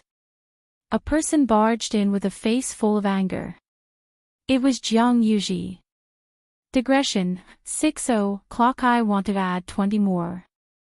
Can you hear me singing? Dreams flew out one by one. Mobile users, please browse and read. A better reading experience comes from Love Network.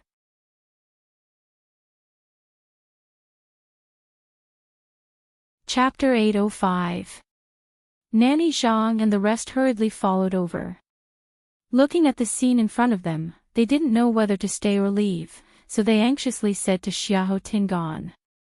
Second young master, Wei you see, fourth Missy Jiang insisted on coming in. We couldn't stop her even if we wanted to. Xiahou Tingan rubbed his temples. His mind was still in a mess, and he didn't understand the situation in front of him. Yuji, why are you here? Jiang Yuji was so angry that her entire body trembled. Her originally pretty face was already a little distorted. She raised her hand and angrily pointed at Xiahou Tingan with a sharp voice. You still have the cheek to ask me why I'm here. Why don't you see what good things you've done? Xiahou Tingan, do you still have any shame? With Jiang Yuji's commotion, Xiahou Tingan instantly felt very embarrassed. Normally, he would let her do whatever she wanted in private. When she threw a tantrum, he would also tolerate it. However, she spoke to him in such a tone in public. She didn't leave him any face at all. Xiahou Tingan had a hangover and was originally feeling uncomfortable. This made him even more frustrated, and his face turned cold. What are you doing? Don't you see where this is? Is this a place you can come to? No matter what, Jiang Yuji is the Jiang family's fourth Missy. With such a status, she came to Chun Feng restaurant and acted so arrogantly. She doesn't even mind that it's embarrassing. I can't come. Why? Am I delaying your happiness? Jiang Yuji seemed to have completely lost her rationality as she sharply argued with him. Her eyes were red, and she looked furious. She gritted her teeth as she spoke every word. Xiahou Tingan closed his eyes and looked at the door. In just a short while, quite a few people had already surrounded the door, and they were all watching this joke. He forcefully suppressed the anger in his heart and said, Yuji, calm down. Yuji, calm down first, let's close the door and have a good talk. He was begging nicely, but Jiang Yuji sneered as if she had heard a joke. Close the door. Why don't I close the door and let you continue being a playboy? Xiahou Tingan knitted his brows. What nonsense are you spouting? Before he could finish his sentence, a soft hand placed on his shoulder. A weak girl's voice came from behind him. Second young master. Xiahou Tingan's heart skipped a beat, and he immediately turned around. A girl who looked to be about 15 or 16 years old was leaning against the wall while hugging a blanket. She clutched the blanket tightly with one hand to cover her body, while her other hand carefully rested on his shoulder. Her fair and tender arms were like jade lotus roots, and there were a few vague red marks on her slender collarbone. It went without saying what it was. Xiahou Tingan was stunned. He almost jumped out of bed. Who are you? The woman's hair was disheveled, but one could still tell that she was extremely beautiful. Her skin was snow white, and her lips were cherry red. Especially her pair of round eyes, with long eyelashes fluttering slightly. She was truly a pitiful sight. Especially since there were still traces of tears at the corners of her eyes, it made people feel even more reluctant to say a harsh word to her. Hearing this, her eyes widened slightly, as if she couldn't believe it. Her body trembled slightly, and 2 lines of tears flowed down her beautiful face. Second young master, yesterday, I just wanted to help you wash up and let you have a good rest, but you grabbed my hand and didn't let go, and then, she bit her lips and looked as if she was about to die from embarrassment. She lowered her head and didn't say anything, but she kept crying. But even if she didn't say anything, the crowd could roughly guess what had happened. Looking at this woman's pitiful look, Xiahou Tingan's reprimand was instantly stuck in his throat, and he couldn't say anything. His heart was already in a mess. No wonder Jiang Yuji had such a reaction when she came in. No wonder her words were so harsh. I thought I was just hungover at Chun Fong restaurant, but it turned out to be, but I don't remember anything. Xiahou Tingan turned around anxiously and looked at Jiang Yuji. Yuji, listen to me. It's not what you think it is. Jiang Yuji only looked at him and the woman on the bed with resentment. What am I thinking about? Isn't the truth right in front of me? Do I still need to think about it? Xiahou Tingan, we haven't even gotten married. How dare you do such a thing outside? You've really disappointed me. The reason why Jiang Yuji liked Xiahou Tingan was largely because he was gentle, restrained, and well-mannered. He wasn't like those playboys in Xiling City who were ignorant and incompetent. But now, this incident will spread throughout the entire Xiling City very quickly.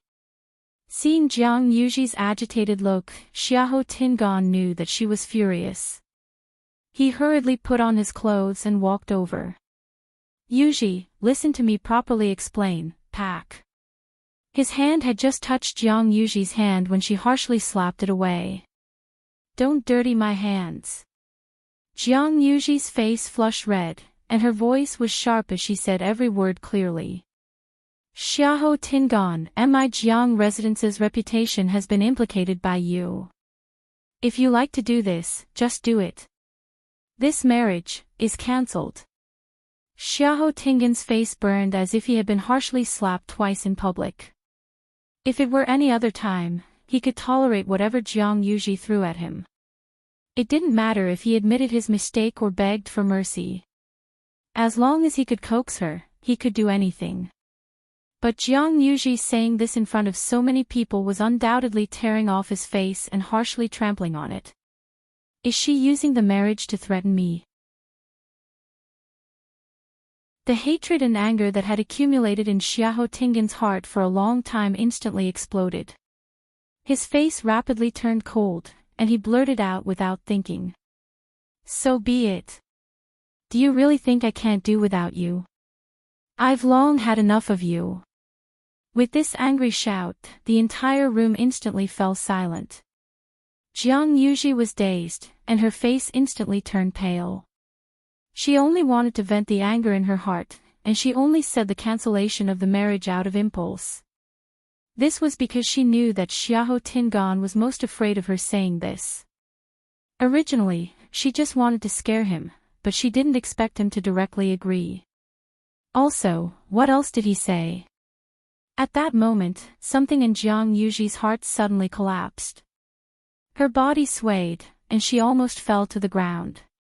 Someone supported her from behind and gently said, "Fourth Mississippi, fourth Miss, are you all right?" Jiang Yuji turned around in a daze and saw a beautiful face. It was Shui Lu. Jiang Yuji immediately pushed her away in disgust. Nobody in Chun Fong restaurant is good. They're all cheap and flirtatious. Shui Lu didn't seem to care as she smiled and looked at Xiahou Tingan. Second young master, it seems like you haven't sobered up from yesterday. Don't you know that the truth after drinking is the most hurtful? Jiang Yuji instantly felt like she was stabbed by a knife. Truth after drinking.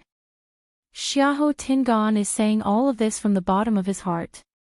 Mobile users, please browse and read. A better reading experience comes from Love Network.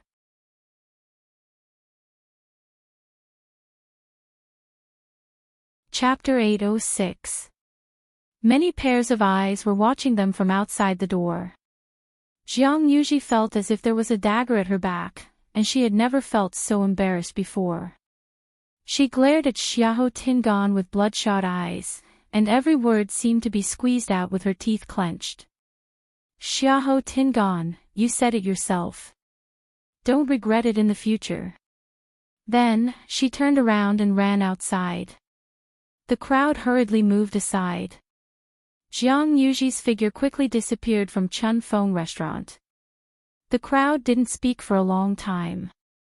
Shui Lu's lips curved up undetectably. Things are progressing more smoothly than I expected. I just sent a message to Jiang Yuji to lure her over. I originally wanted them to kick up a fuss and talk about the 9 clouds yuan recovery pill. I didn't expect them to directly say that they want to cancel the engagement.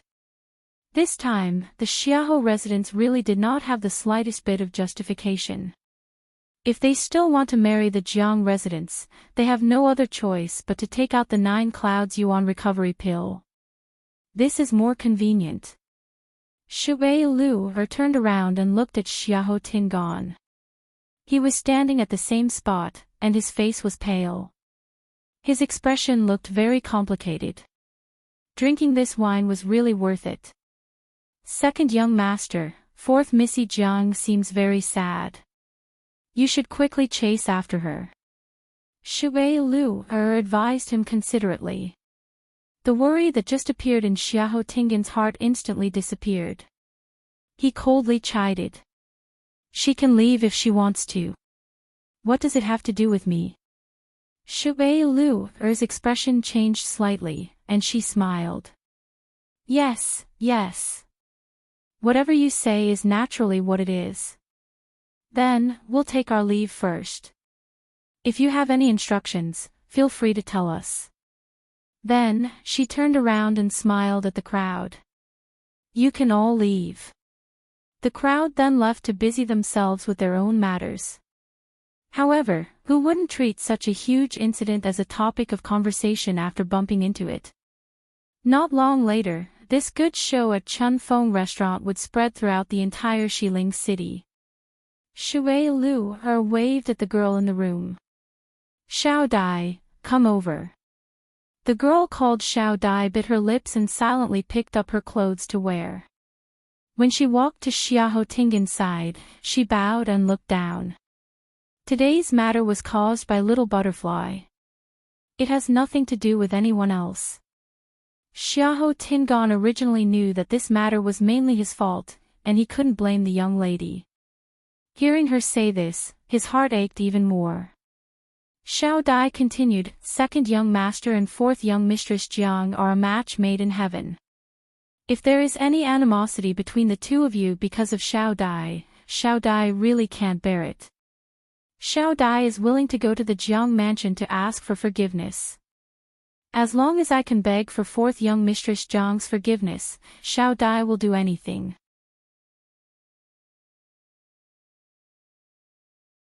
Do you know that you gave the 9 clouds yuan recovery pill to someone else this time? Why do I have such a useless son like you? Mystic Forest. Time passed day by day. There was still no movement in the forest. That day, when Chang Wanzhou said that Chu Luyue was about to come out, the group of people was elated. In the end, they waited for a long time, but she still didn't come out. The few of them could only continue waiting. However, Mu Hongyu and the other 2 didn't forget to cultivate during this period of waiting.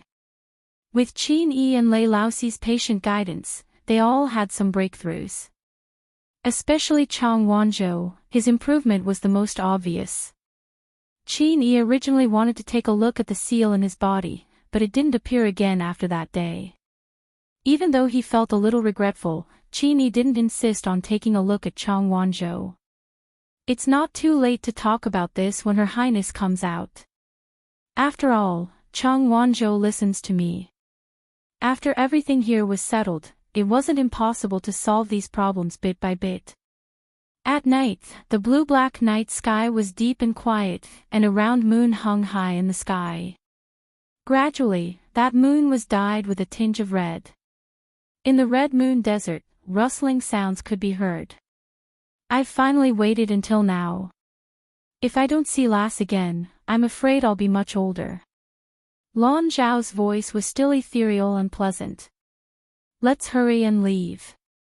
Diwu, where's Big Bao? I didn't see her either.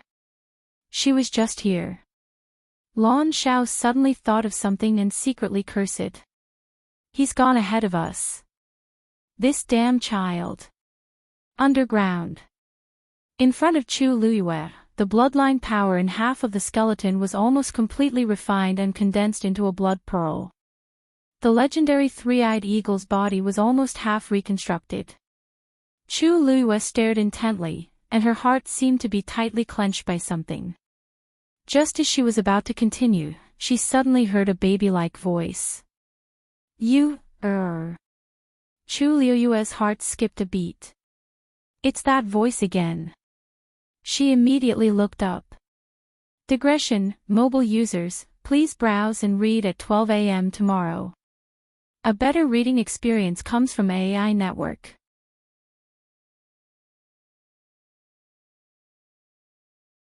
Chapter 807. A boy who looked like he was 4 or 5 years old appeared in front of her. Chu Luyue was stunned for a moment. Was it this child who shouted just now? But what did he shout? Chu Luyue raised her eyebrows slightly. She vaguely sensed that something was wrong. While she was in a daze, the little boy had already flown down and landed lightly and silently not far away from her. Chu Luyue was shocked. This little boy's aura was extremely obscure. He seemed to be very powerful. She sized him up carefully and cautiously. He was small and wore a blue robe. He had black hair and black eyes. He looked to be no more than 5 years old. His small face was cute and round, making people want to reach out and pinch it. But that gaze did not seem like a child's. It was cold and majestic. Just by looking at it, one would be able to feel its extraordinary aura.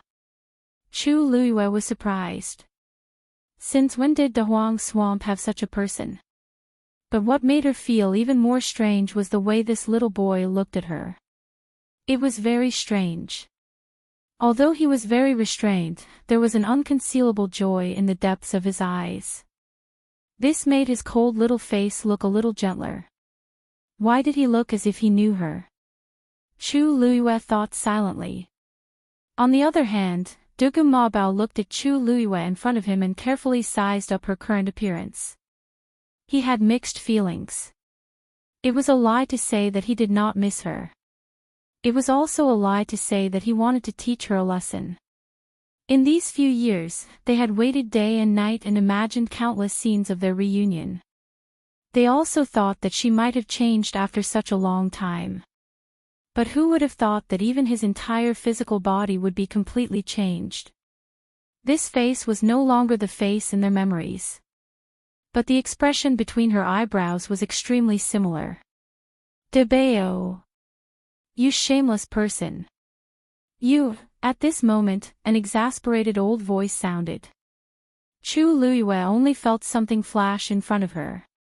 Then, there was another person beside the little boy. It was an old man. He was wearing a white robe. His hair was also white, but he looked hale and hearty. He had the aura of an immortal. Unfortunately, the moment he opened his mouth, the immortal aura on him disappeared instantly. Diwu Zhangze was about to scold again when he saw Dugu Mabao looking ahead. The corner of his mouth twitched. He raised his head stiffly and found Yu standing not far in front of him. She was looking at them at this moment. Sigh. How shameful. Diwu Zhangzhou was annoyed. He was so focused on scolding Dugu Mobao that he almost forgot that the girl was here. He clenched his fist and coughed violently. Don't mind us. Chu Luiyue blinked. Why did it seem that this old man also knew her? Judging from their tone, they seemed quite close. Chu Luiyue opened her mouth. What are you arguing? Don't you see that is busy? An ethereal and pleasant voice came. Chu Luiyue looked up again. She saw a young man floating down from above. He was wearing a blue brocade robe, a white jade belt around his waist, and a blue jade crown on his head. From top to bottom, he was very clean and elegant. What an elegant young master. Chu Luiyue looked at his face, her eyes flashing slightly. This was a beautiful face that was hard to distinguish between a man and a woman. His facial features were exquisite and perfect. The contours of his cheeks were also very smooth, unlike the sharp edges of ordinary men. This added a bit of youthfulness to him. The most moving part was that pair of amber eyes. They were clean and clear, sparkling and translucent like the morning dew. Chu Luiyue had only seen two men who could be described as beautiful so far. One was Chang Wanzhou, and the other was the man in front of her. They both had exquisite and perfect looks, but the feeling they gave people was completely different. If Chang Wanzhou was said to be a beautiful rose with thorns, then this man was like a transparent and fragile glass. His thin lips curved slightly, and he walked over with a smile. His every move carried a high and mighty air of nobility. It was as if this wasn't a dark and cramped cave, but a magnificent hall. He walked to the side of the two and stood still, looking at Chu Luiyue with a smile. Girl, long time no see. You've become more beautiful. Dugu Mobao glanced at him coldly and spat out a sentence mercilessly. What are you talking about? Why don't you take a look at where this is? It's not like this is his incomparably shabby palace. Lan Xiao didn't think much of it. Why do you care? As the only handsome man here, if I don't work hard, can I still count on you guys? They were just jealous of him. Diwu Zhangzhou rubbed his face. After so many years, he thought that he had already trained his old face. He didn't expect that he would still be defeated by Lan Xiao. How did he do it? Every time he came out to meet people, he would embarrass everyone. Dugu Mobao couldn't be bothered with him anymore. A damn pervert will always be a damn pervert. He can't change at all. Chu Luiyue looked at the people in front of her with a blank expression. These three people had really different personalities. Although they looked like a child, a young man, and an old man, from their conversation, it seemed like there was no difference in seniority between them. This wasn't particularly strange. There were thousands of techniques in the world, and the cultivators' aptitudes were also different. After cultivating to a certain level, the appearance one would maintain would naturally be different. However, it was obvious that these people didn't have any ill intentions towards her. This made Chu Luiyue feel a little more at ease. However, she thought for a long time, but she really couldn't remember seeing these people before. If she had seen such distinctive people before, she definitely wouldn't have forgotten them. Chu Luiyue guessed in her heart. Perhaps they had mistaken her for someone else. Rong Xiu, who was at the side, stopped what he was doing when they appeared one after another. He took a step back and leaned lazily against the mountain wall. He crossed his arms and looked at the scene in front of him lazily. Although he felt that it wasn't very appropriate to meet them now, this was Dahuang Swamp after all, and it was also their territory. He might not be able to stop them from doing whatever they wanted. Rather than suddenly bumping into Chu Luiyue somewhere and causing all sorts of trouble, it was better to meet them directly now. At least he was here. Seeing the three of them quarreling with each other, Chu Luiyue was a little confused. They seemed to be here for her, but she didn't even know their identities now. Thinking of this, her red lips curled up slightly, and she revealed a polite smile. I'm Chu Luyue. Greetings, seniors. Although it looked a little strange, the three of them were very strong. It was right to call them seniors.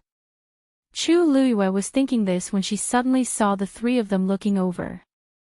Their gazes were very strange, as if they had seen something inconceivable. Dugu Mabao frowned and asked, "What did you call us?" "What did you call us?" You can get a better reading experience from the Love Network.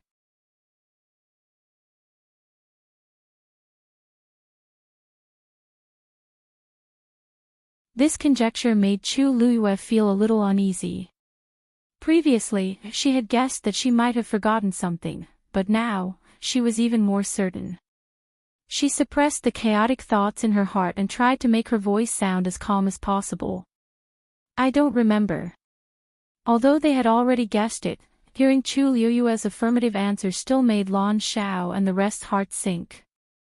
How could she not remember? In the past, they had been together for so long and experienced so many things. Now that she had changed bodies, she actually said that she had forgotten everything. Girl, you're not kidding us, are you? Diwu Zhangze held on to his last glimmer of hope and asked carefully. Chu Luyue looked apologetic. Sorry. Diwu Zhangze's expression darkened, then he laughed bitterly. Actually, he could also tell that the girl was not joking. Her expression clearly showed that she did not remember anything. The few of them fell silent and did not know what to say for a moment. Chu Luyue frowned slightly. When she was reborn, she inherited the original owner's memory. Whether it was Chu Luyue or Sheng Guanyu, she had no impression of these people. However, this inexplicable sense of familiarity could not be explained. Lan Xiao and Diwu Zhangze looked at each other. Of all their calculations, they did not expect the girl to have lost her memory. Then, how much did she remember? The soul in her body was clearly complete as well. At this moment, Dugu Mabao suddenly took a step forward. What's your name? Chu Luyue was stunned. Didn't she already say her name? Why was he still asking? Suddenly, her expression changed. Dugu Mabao saw the change in her expression clearly. He stared at Chu Luyue as if he was waiting for something. Chu Luyue slowly clenched her fists. They were waiting for her to admit that she was Sheng Guanyu. Apart from herself, very few people knew about this matter. Even Chihan only dared to look for her to confirm her identity after searching for countless clues. However, these people seemed to have known who she was from the start. How did they recognize her? Since her rebirth, this was the first time she had seen these people. From start to finish, he had only spoken a few words with them. Chu Luyue's mind was in a mess. If we delay any longer, the remaining half of the legendary three-eyed eagle's body won't be able to wait any longer. A low and lazy voice came from the side. Chu Luyue suddenly snapped out of her daze and looked in front of her. The blood bead had already condensed, and the remaining half of the legendary three-eyed eagle's body was almost fully recovered. It was waiting for the next step. She immediately collected her thoughts and threw the remaining medicinal herbs down. As the purplish gold Buddha leaf had already been absorbed by the legendary three-eyed eagle, it was slightly easier this time. A translucent white bone slowly flew towards the legendary three-eyed eagle. Then, half of the black shadow surrounded it. Chu Luyue's mind moved, and the blood bead flew over as well. On the bone, muscles and flesh started to grow at a speed visible to the naked eye. The wings on the other side were also gradually taking shape. Chu Luyue did not dare to relax and continued to watch it closely. No one knew what would happen until the last moment. For this day, she and the legendary three-eyed eagle had waited for too long and suffered too much. If they failed, all their previous efforts would be wasted. So, they could only succeed. Seeing that Chu Luyue had started to work, Dugumabao's expression changed, but he did not say anything to disturb her. Actually, Chu Luiyue did not need to answer. He already knew the answer. Then, he looked at Rongxiu, who was leaning against the stone wall. Only then did he realize that he was still wearing a mask. What was he trying to hide? According to his relationship with you, there was really no need for him to do so. Unless, you had forgotten about him. Thinking of this, Dugumabao's expression changed slightly. What had happened in these few years? This girl clearly remembered her identity, but she had forgotten so many of them. He stared at Rongxiu. I have something to ask you. Oh, I have something to ask you.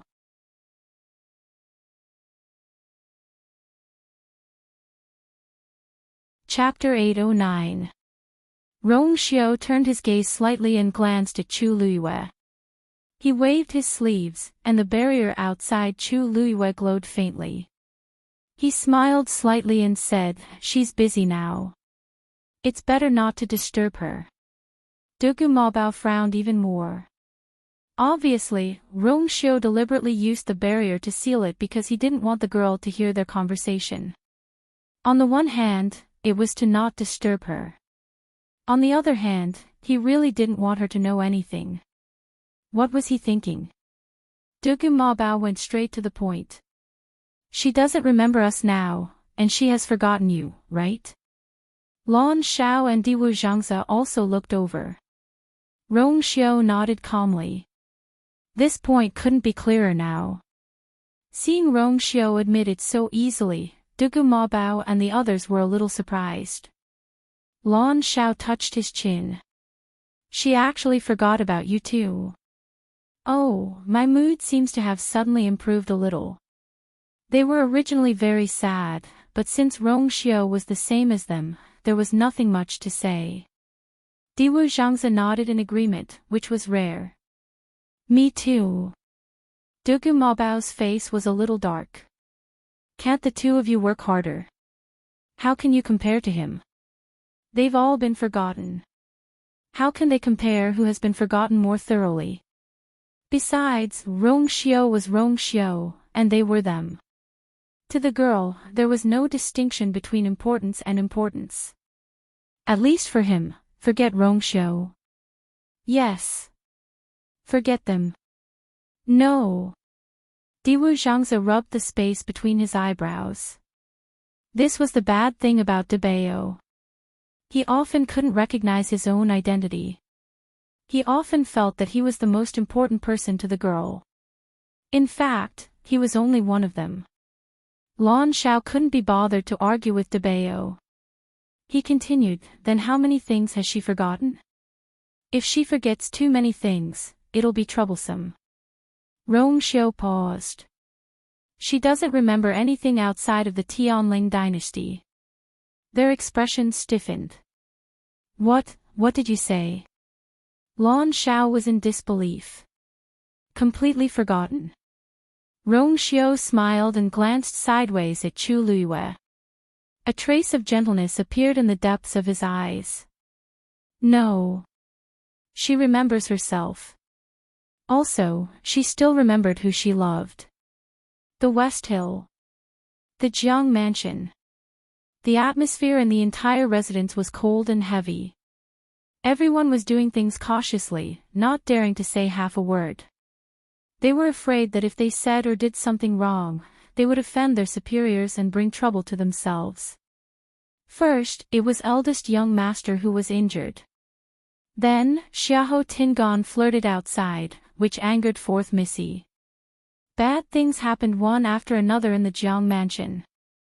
Now, everyone in Xiling knew that Jiang Yuji had barged into Chun Feng restaurant and caught Xiahou Tingan in bed. She even caused a huge scene and threatened to cancel the engagement between the two parties. The Jiang family and the Xiahou family's faces were all lost together. All the servants in the Jiang mansion served Jiang Yuji with fear and trepidation. Jiang Yuqing naturally heard about this as well. After Jiang Yuji came back, she only said that she wanted to cancel the engagement with Xiahou Tingan. Then, she locked herself in her room and smashed everything in the room, but she refused to come out. Jiang Yuqing knew her too well, so he purposely waited for a day before coming to find her. When he reached Jiang Yuji's courtyard, he directly dismissed the servants and went up to knock on the door. "Yuji, it's me." There was no movement in the room. Jiang Yuqing waited for a while and said, "I know you're wronged. Big brother knows that you have been wronged. This time, I came to help you vent your anger. You really don't want me to go in?" Then, Jiang Yuqing waited patiently. As expected, Jiang Yuji walked over to open the door after a while. It had only been a day, but she looked much more haggard and haggard. Her hair was messy, and her eyes were red and swollen. She didn't look like a pampered lady at all. Jiang Yuqing's heart ached when he saw his sister in such a sad state. "Yuji, brother, how do you plan to help me?" Jiang Yuji looked at him fixedly, and her eyes were filled with anger and hatred. "Let's go in and talk." Jiang Yuqing walked in. Jiang Yuji didn't stop him and turned to walk in. After closing the door, Jiang Yuqing then saw the mess in the room, and there was almost no space to walk. He knitted his brows. He knew that his sister liked Xiahou Tingan. Even though she was usually pampered and willful, there was nothing to say about Xiahou Tingan. If not, he wouldn't have agreed to discuss this marriage. After all, Xiahou Tingan wasn't the most outstanding person in the Xiahou family. "Yuji, Xiahou Tingan let you down this time. Don't worry, I won't let you suffer for nothing." Jiang Yuqing's voice was as calm as usual, but it had a hint of murderous intent. "Since he dared to let you down, he naturally has to have the guts to bear the consequences." Jiang Yuji was dazed. "Brother, what do you plan to do?" Jiang Yuqing lightly caressed her hair. "Originally, I liked the Xiahou family's third young master. He's much better than Xiahou Tingan in all aspects. But because you like Xiahou Tingan, you decided to marry him. In Xiling, it's a blessing for anyone who can marry you. Since Xiahou Tingan doesn't know what's good for him, it's better to cancel the marriage agreement." Seeing that Jiang Yuji seemed to be hesitating, he thought for a while and said, "If you can't bear to, let him live and turn him into a useless person." Jiang Yuji couldn't help but grab his sleeve. "No, I can't, brother. I just said it in a fit of anger that day." Jiang Yuqing knitted his brows. "He treated you so well, but you still won't give up. Do you really want to marry him?" Jiang Yuji's tears flowed down in despair and pain. "Brother, I don't want to do this either, but I just can't bear to." She regretted saying it that day, but every time she thought of the scene, she felt terrible. "All these years, I've only liked Xiahou Tingan. If I didn't fall for him, I wouldn't be so sad." Jiang Yuqing coldly said. "No buts. He's not worth it. I can take this chance to get the 9 Clouds Yuan recovery pill back, but the person I'm going to marry must be changed." Jiang Yuji sobbed. "But how can you control your feelings? Even brother knows that the princess doesn't like you, but you still got engaged to her, right?" Digression, mobile users at 6 p.m., please browse and read. A better reading experience comes from Love Network.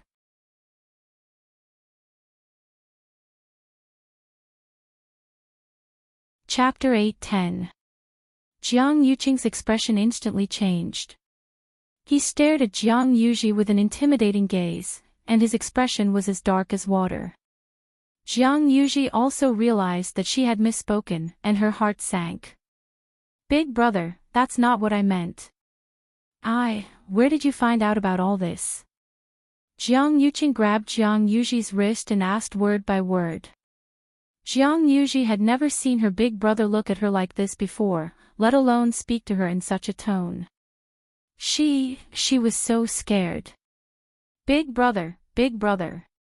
Let go of my hand first. It hurts. She panicked and wanted to pry Jiang Yuqing's hand away. However, Jiang Yuqing's hand was still clamped tightly on hers, and he didn't let go at all. Let me ask you, how did you find out about all this? Jiang Yuqing raised his voice. His tone was very stern, as if he was interrogating her. Everyone said that the two of them were a match made in heaven and had an extremely good relationship. Countless people in the entire Tianling dynasty were filled with envy and jealousy toward him. It was all because of the engagement between him and her. However, only he and Sheng Wanyu knew the inside story of this matter. Now that Sheng Wanyu was dead, no one else knew about it. When did Jiang Yuji find out about it? Only then did Jiang Yuji realize the seriousness of the matter. Looking at her big brother's frighteningly fierce expression, a deep fear arose in her heart. She hurriedly said, I heard it by accident. That day, I went to Thousand View Garden to look for you. In the end, I happened to see you talking to the crown princess. I only heard a little. Jiang Yuqing knew which day she was talking about. What else? What else did you hear? What else do you know? Jiang Yuqing didn't relax at all. It was as if he was interrogating a criminal. No more. Really no more. Big brother, my hand hurts. Jiang Yuji said repeatedly. Her face was a little pale from the pain, and her eyes were filled with panic. Jiang Yuqing stared at her for a long time. After confirming that she wasn't lying, he finally shook her hand off. Jiang Yuji staggered a step before stabilizing herself with great difficulty. He lowered his head and saw that his wrist was already bruised. She felt even more wronged. All these years, no matter what she said or did, Big Brother had never treated her this way. Now, she had only mentioned the Empress concubine and Jiang Yuji was angry and aggrieved, but she knew that she had touched her brother's reverse scale. No matter what, she couldn't say anything more. This is not something you should know.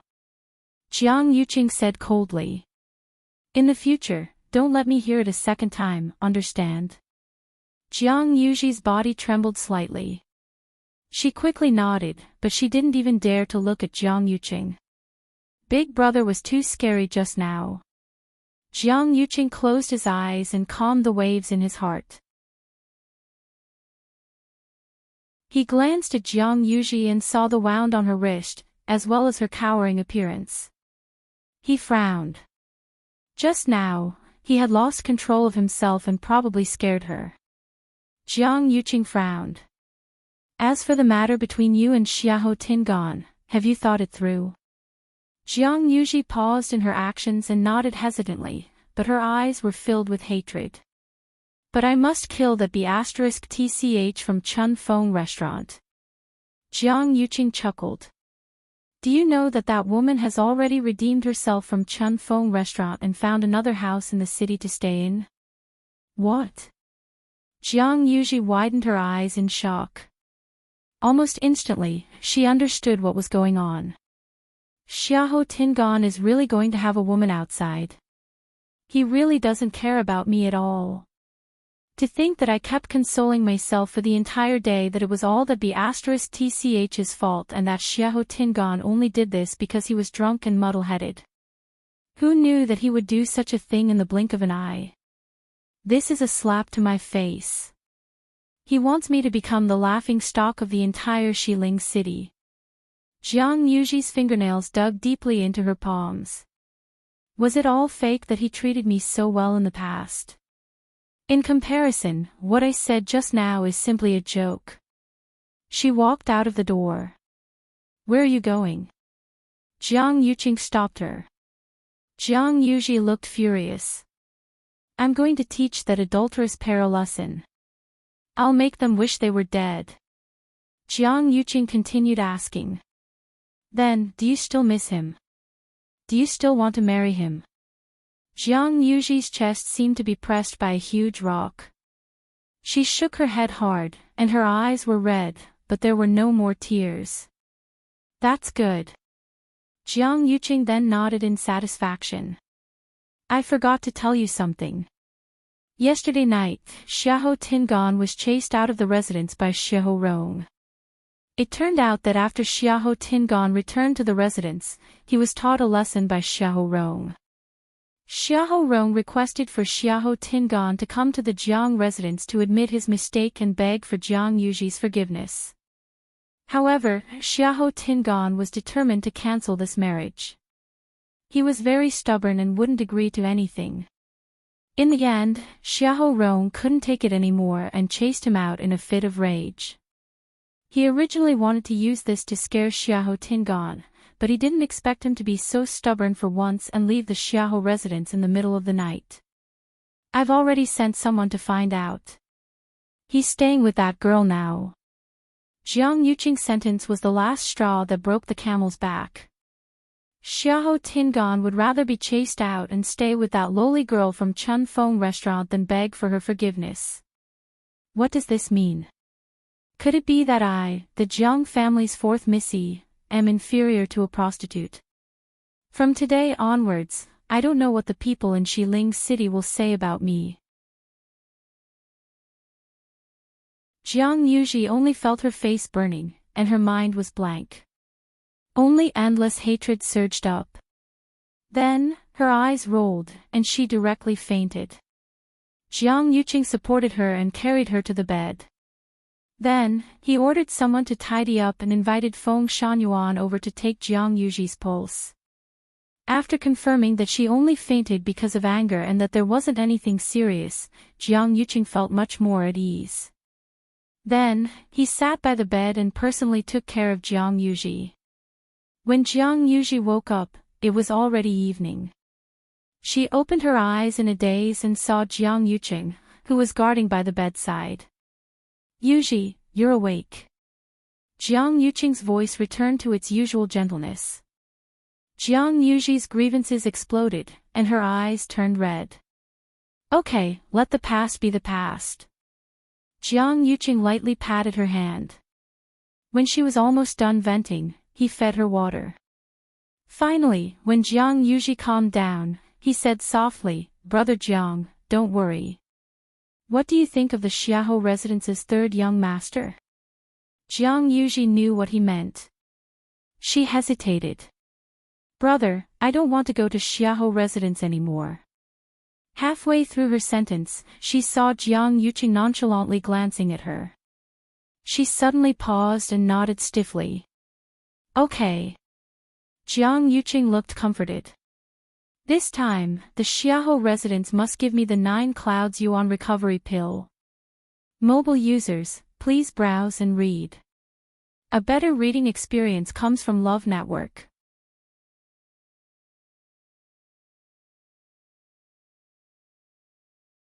Chapter 811. Xiahou Tingan and Jiang Yuji's marriage fell through just like that. After the commotion at Chun Fong restaurant, Xiahou Tingan was chased out of the residence, and Jiang Yuji was engaged to the Xiahou family's third young master, Xiahou Yushu. The development of this matter exceeded everyone's expectations, and it directly stunned the people in Xiling City who were waiting to see the two families make a fool of themselves. Strange. Why is the Jiang family and the Xiahou family still having a marriage alliance after such a thing happened? If it were an ordinary family, they might not even interact with each other anymore. Even if these two families are the top nobles and have to consider many factors when doing things, it shouldn't be to this extent, right? Is Jiang Yuji set her mind on the Xiahou family? Or is the Xiahou family clinging on to Jiang Yuji? Outsiders had no way of knowing, and they only talked about it heatedly after meals.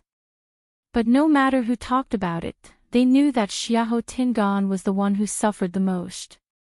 Jiang Yuji was Jiang Yuqing's biological sister. Who didn't want to be related to them? Even the Xiahou family was no exception.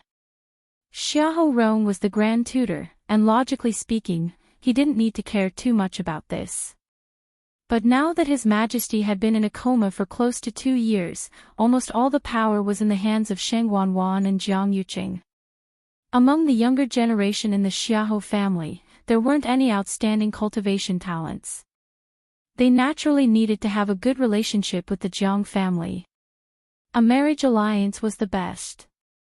Previously, Xiahou Tingan and Jiang Yuji had always been together, so everyone thought that good things were about to happen. Hence, everyone was more polite to the Xiahou family. Xiahou Tingan's status also rose along with it. In the end, Xiahou Tingan was chased out of the Xiahou family overnight, and the unknown third young master Xiahou replaced him. What other benefits can I, Xiahou Tingan, get? Everyone thought that Xiahou Tingan was crazy.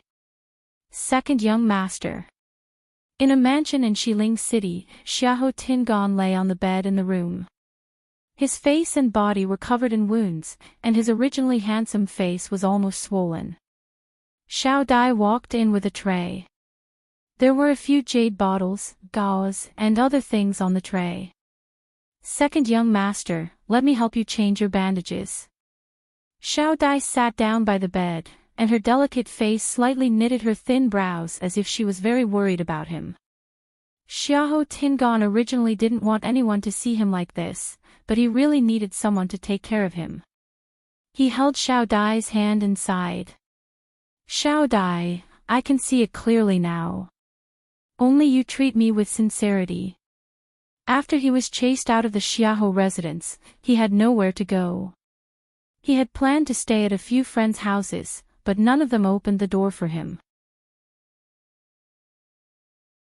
In desperation, he went to Spring Breeze restaurant. The people of Chun Feng Lu had told him where Xiao Dai lived. He had no choice but to come here. He didn't expect that Xiao Dai didn't dislike his appearance at all. Instead, she had been doing her best to take care of him. On the other hand, none of his old friends had come to visit him these past few days. Xiahou Tingan felt that he had experienced enough of the fickleness of human nature. Xiao Dai smiled faintly. This is what little butterfly should do. It would be good if second young master didn't dislike little butterfly. As she spoke, she calmly pulled her hand out to grab the medicine bottle. The injuries on your body have healed a lot. After resting for a while, you will be completely healed. Xiahou Tingan didn't mind her actions and nodded. His injuries looked serious, but Xiahou Rong didn't actually kill him. After all, they were father and son. Thinking of this, sorrow flashed across Xiahou Tingan's eyes. After he calmed down these few days, he also felt that he was too rash. However, he didn't want to admit his mistake. This was because he really didn't want to tolerate Jiang Yuji and continue being such a coward. Xiao Dai sighed and persuaded him. Second young master, it's not a solution for you to keep staying outside. Grand Tutor is your biological father after all. Even if your bones are broken, your tendons are still connected. When your body recovers, you can go back and apologize to Grand Tutor, right? Xiahou Tingan didn't say anything. If it was before, he would definitely reject it. But these few days, he realized that without the Xiahou family's support, he was indeed in trouble everywhere. He also didn't want to lose everything that he once had because of Jiang Yuji. Xiao Dai paused and said seemingly unintentionally, "Don't worry. I heard people outside today that third young master is already engaged to fourth Missy Jiang, and they'll be getting married soon." What? Xiahou Tingan suddenly widened his eyes, and his face was filled with disbelief. Jiang Yuji has always liked me, Xiahou Tingan. When did it become that bastard born of a concubine to replace me?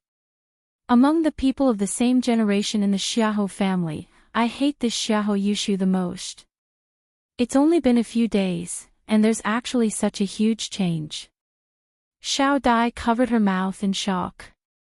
Are you unhappy? Xiahou Tingan didn't know what he was feeling. Jiang Yuji can marry anyone, but it can't be someone from the Xiahou family. Where is this going to leave me? Xiahou Tingan clenched his fists tightly, and his expression changed. Is father really planning to leave the position for Xiahou Yushu by doing this? Xiahou Tingan had always been the most doted on, and everything came too easily. As a result, when he knew that the things that originally belonged to him were snatched away by someone else, he couldn't accept it. When did this happen? Asked Xiahou Tingan darkly. Xiao Dai took half a step back timidly and hesitantly said, "It seems to be the day after you left the Xiahou family. It seems to be the day after you left the estate. Moreover, there are rumors outside that the Xiahou estate offered a very generous betrothal gift as an apology." Xiahou Tingan's brows twitched harshly. 9 clouds yuan recovery pill. They still plan to return this thing. Xiahou Tingan was filled with hatred. I originally planned to leave that thing for myself to use. All along, my cultivation talent was very average. Because of this, the Xiahou family was very unhappy with me both openly and secretly. He had waited for so long and endured so many grievances, all for the sake of this 9 clouds yuan recovery pill. But now, it's all gone. He lifted the blanket and was about to get up and walk out. But after taking 2 steps, his legs turned to jelly, and he fell down. Xiao Dai hurriedly went to help him. "Second young master, you didn't, move aside." Xiahou Tingan pushed her away. Then, he forced himself to stand up and limped out of the room. "I want to take back the 9 clouds yuan recovery pill. It's mine. Nobody can snatch it from me." Behind him, Xiao Dai looked at Xiahou Tingan's back view and smiled undetectably. The undercurrents in Xiling City were turbulent, but the mystic forest was quiet and peaceful. Even the few people underground were the same. After chatting, Dugu Mabao and the rest started to wait at the side like Rongxiu. Since things have already come to this, there's no use saying anything else. But the girl is still that girl. What else can I do? I can only continue to pamper her. Time passed slowly. After some time, the legendary 3-eyed eagle's physical body in front of Chu Luiyue was finally completely reconstructed. Hula! It suddenly spread its wings. A loud and clear cry reverberated in the air. Shoo! Digression, tomorrow, 12:00 mobile users, please browse and read. A better reading experience comes from Love Network.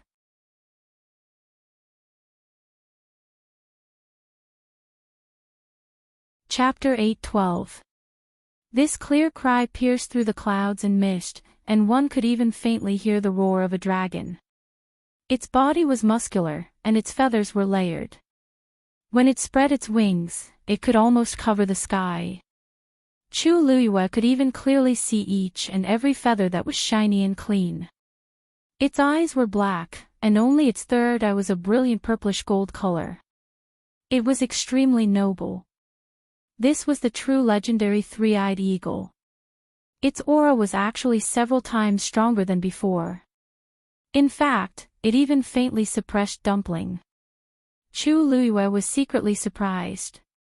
In fact, although the legendary 3-eyed eagle was also a divine beast, its level was not the highest. The crimson gold heavenly phoenix and the great phoenix dragon were 2 great ancient divine beasts, supreme existences. Below them were some races, and according to the bloodline power in their bodies, they were divided into different levels. For example, a red-tailed phoenix like Dumpling was the closest type to the crimson gold heavenly phoenix. Therefore, by right, Dumpling's level was ranked above the legendary 3-eyed eagle. However, because the legendary 3-eyed eagle had fused with the great phoenix dragon's bloodline power and inherited 2 sets of bones, it was actually superior to Dumpling, who had just broken through not long ago. The legendary 3-eyed eagle was also shocked. Feeling its real physical body and the surging power in its body, its chest and abdomen seemed to be surging. It was done. It was really done. After being suppressed in this dark place for thousands of years, even it was filled with despair. However, this day had finally come. And all of this depended on one person, Chu Luiyue. If she had not brought it away, if she had not formed a contract with it, if she had not helped it find the purplish gold Bodhi leaf, it would definitely be trapped there forever, and eventually die without a sound. The legendary three-eyed eagle folded its wings and lowered its head slightly to look at Chu Luiyue. I, the 287th generation Eagle Master of the legendary Three-Eyed Eagle clan, Zi Qin, am willing to follow my master in life and death. A clear and powerful voice sounded in her heart. Every word was sincere and loyal. Chu Luiyue widened her eyes slightly. Eagle Lord. Wasn't that the highest status existence in the Three-Eyed Eagle clan? It turned out to be, due to my special identity, I have concealed something from my master. I hope that my master will forgive me. The legendary Three-Eyed Eagle continued. At this time, its voice was very different from before. It sounded more like a young man in his 20s. Chu Luiyue was dumbfounded. She not only contracted a mythological beast, but this mythological beast also happened to be the leader of the clan. Zi Qin. Is that your real name? The legendary Three-Eyed Eagle lightly nodded. As divine beasts, there were very few that could form contracts with humans. Especially since it was once the Eagle Master, it was naturally more concerned about these things. Even if it did not think for itself, it had to think for the entire godly Three-Eyed Eagle clan. Therefore, even though it had formed a contract with Chu Luiyue, there was still one last hurdle that it had yet to cross. Until now, Chu Luiyue had helped it reconstruct its body, which was equivalent to granting it a new life. Under such circumstances, it had given its body and mind completely. When it returned to the clan in the future, it could also account to them. It had a clear conscience toward itself, toward Chu Luiyue, and toward the clan. Chu Luiyue blinked and took a while to react. You have your own considerations. Why would I blame you? Chu Luiyue smiled, and her eyes curved. I'm more than happy. Eagle Master. Even though she did not know much about mythological beasts, she knew that it was a rare and fortunate thing for the leader of such a clan to agree to form a contract with her. What kind of luck did she have? Zi Qin. Then can I call you that in the future? As you command, my master. The legendary Three-Eyed Eagle said respectfully. Chu Luiyue's smile deepened, and her eyes were as bright as the stars. She knew that the legendary Three-Eyed Eagle had never been very close to her. The two of them had been enemies at the beginning, then restrained each other, and then cooperated with each other. They had gone through too much in between. For such a mythological beast that had been suppressed for thousands of years, it was indeed very difficult to make it submit completely. Even after the two of them formed a contract and were bound together in life and death, Chu Luiyue knew that there was always something between them. Today, that invisible barrier had finally been broken. From this moment on, the legendary Three-Eyed Eagle was completely loyal to her. To Chu Luiyue, there was only joy in her heart. She knew that the legendary Three-Eyed Eagle's willingness to tell her its true identity was the greatest sincerity. Seeing that Chu Luiyue did not hold any grudges, Zi Qin's last worry was completely put down. Its figure flashed, and it returned to Chu Luiyue's body. Chu Luiyue slowly exhaled. Thinking about how she had inexplicably formed a contract with the Eagle Master of the legendary Three-Eyed Eagle, her mood was very complicated. Originally, she wanted to ask Zi Qin what had happened back then that it had been suppressed in that 9-story pagoda. But before she could open her mouth, she felt a few pairs of eyes staring at her with burning gazes. Chu Luiyue's heart skipped a beat. Only then did she remember that there were a few people beside her. She slowly looked up. On the left was the man in black. On the right were the three people who called her you-er.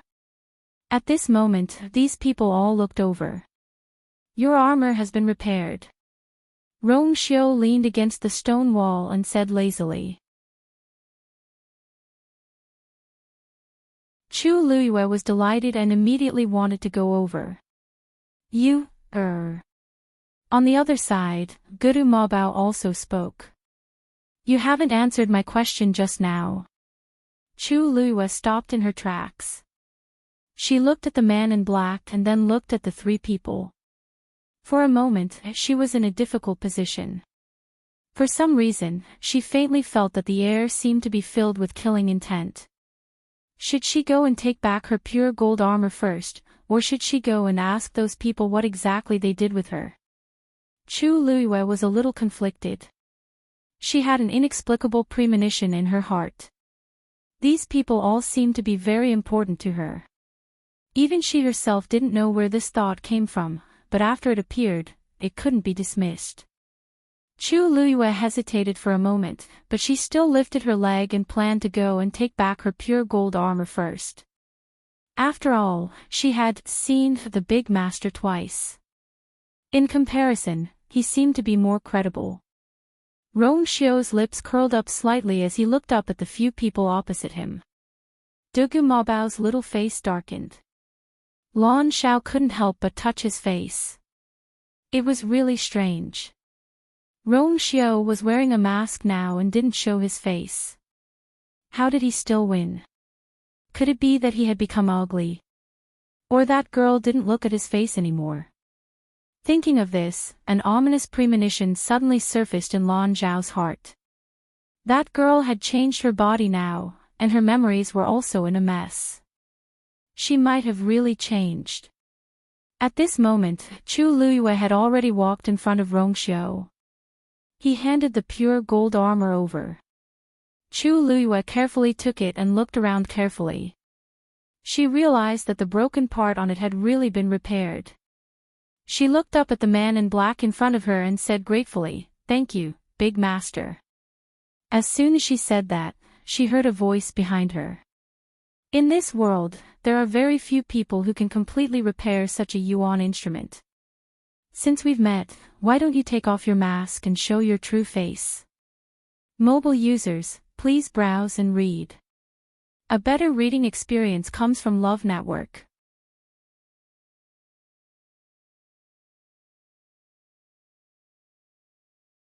Chapter 8:13. It was Dugu Mabao's voice. As his voice fell, the surroundings fell silent for a moment. Chu Luiyue's heart skipped a beat and she couldn't help but glance at him. It was impossible for her not to be curious. However, based on this first master's temperament, she was afraid that he wouldn't agree. If he was willing to reveal his true appearance, he wouldn't have worn a mask when he came. Indeed, just as this thought flashed through her mind, she heard the first master say with a faint smile, "It's precisely because not many people can do it that we have to be even more careful, isn't it?" Dugu Mabao sneered. "Could it be that you're so determined to reject it because you're guilty?" Rong Xiu raised his eyebrows slightly. Was he trying to shift all his anger onto him? 99% of those who don't want to reveal their true appearance are ugly. Lan Xiao interjected calmly. That person can't be trusted. Come over quickly." Chu Luiyue was speechless. Why did she seem to have become one of them for no reason? She coughed and explained, "Seniors, I recognize this person.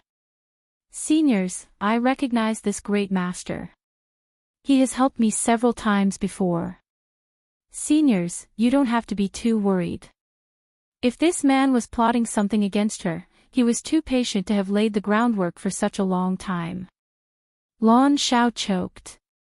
Seeing how Chu Luiyue trusted Rong Xiu completely, he couldn't help but scold in a low voice, "Sly."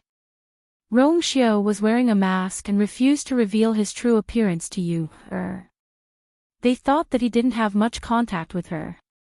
Who knew that he had already made his move? From this, it seemed that he had helped her a lot with this identity. Anyone could see that his so-called help was obviously to win the lass's trust. This way, even if he didn't reveal his true appearance, the girl would still trust him completely. Pooh! How shameless! Chu Luiyue actually wanted to see how this first master looked like. However, if these people couldn't persuade him, she naturally couldn't. All of the people present were stronger than her, and she was the weakest among them. How could she have the right to speak? Chu Luiyue saw that the atmosphere was a little stiff, so he decided to change the topic. How should I address you all? Lan Xiao pointed at himself. Tell me who you are first. We will naturally say who we are.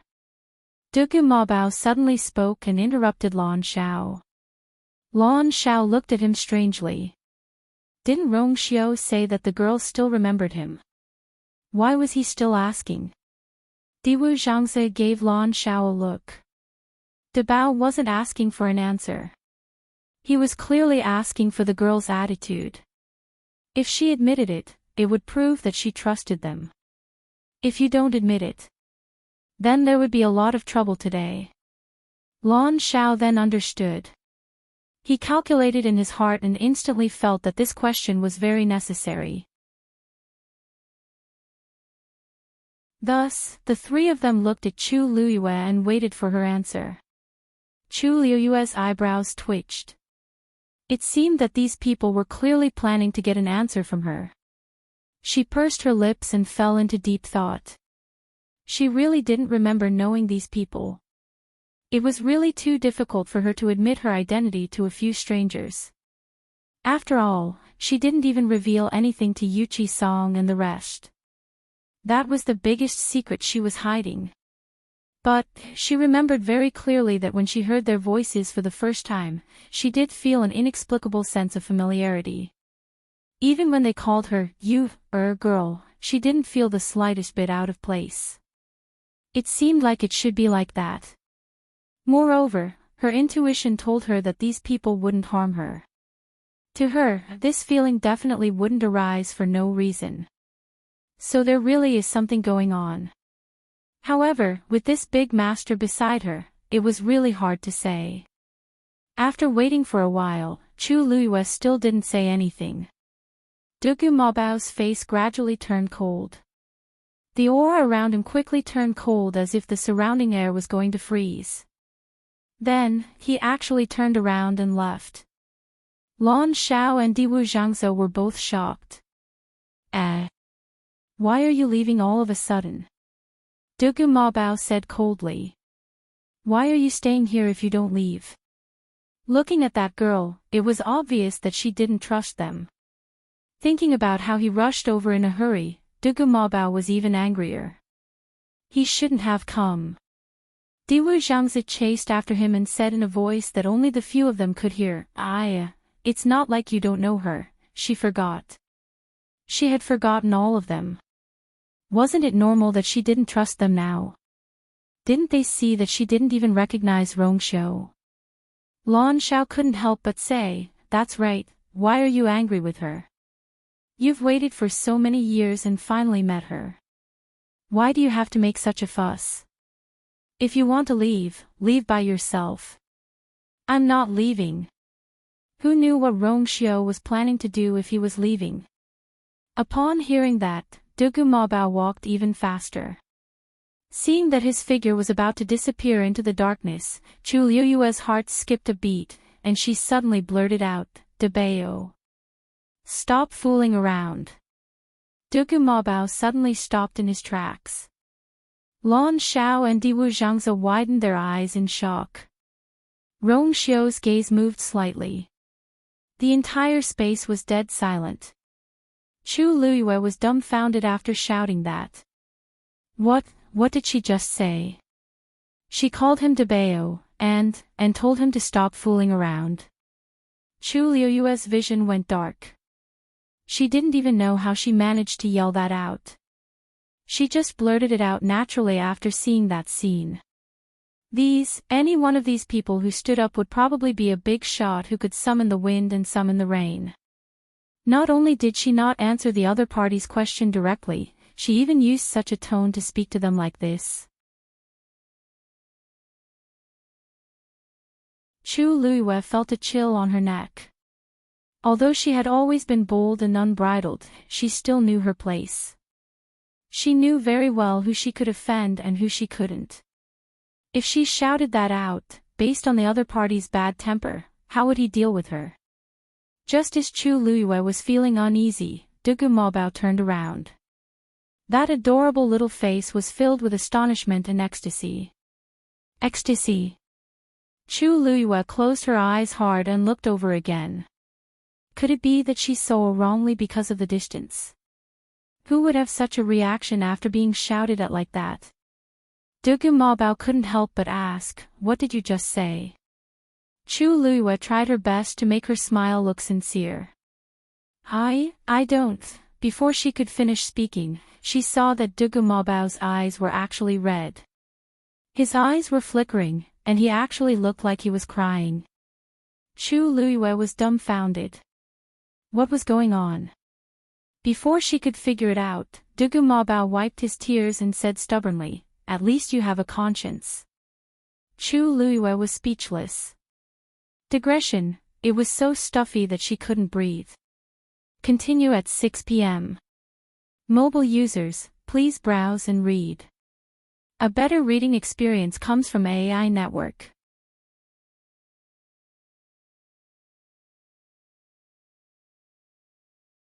Chapter 8:14. Chu Luiyue didn't understand. She really didn't understand. Since when did the world become like this? She had been speaking nicely just now, but the other party was indifferent. When she accidentally flipped out, the other party felt that it was especially good. Although it wasn't appropriate to describe him as crying tears of joy, Chu Luiyue's mind was blank now, and she couldn't think of any other words. She spoke hesitantly, not knowing what to say for a moment. De Bao, it didn't sound like a big name. When that young man called him that just now, his expression didn't seem very good. But why did he seem very happy when she called him that? What about me? What about me? Girl, there's still me. Before Chu Luiyue could say anything, Diwu Zhangzi, who was at the side, immediately reacted and shouted with anticipation. Since the girl called him De Bao, she would definitely be able to call out their titles too. Although she had forgotten all of them, some things had already become instinctive and wouldn't disappear just like that. Lan Xiao glanced at him with an unhappy expression and snorted. Children who know how to cause trouble get sweets. If it were any other time, Dugu Maobao would definitely fight with Lan Xiao after hearing this. But he was in a good mood now and couldn't be bothered to argue with Lan Xiao. He didn't even look at Lan Xiao and replied confidently, "Cause trouble. Go ahead, who's stopping you? See if the girl called you or not." Lan Xiao gritted his teeth and controlled his expression with great difficulty.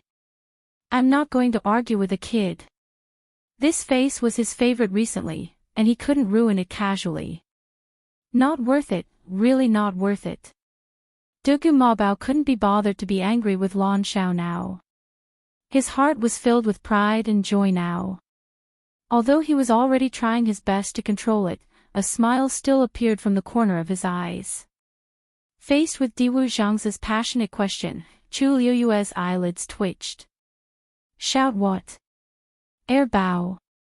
She really didn't remember. God knows how she managed to say that out loud just now. Now, she could basically confirm that she did know these people before. However, it was still a mystery as to what their relationship was. The strength of these three people was tyrannical.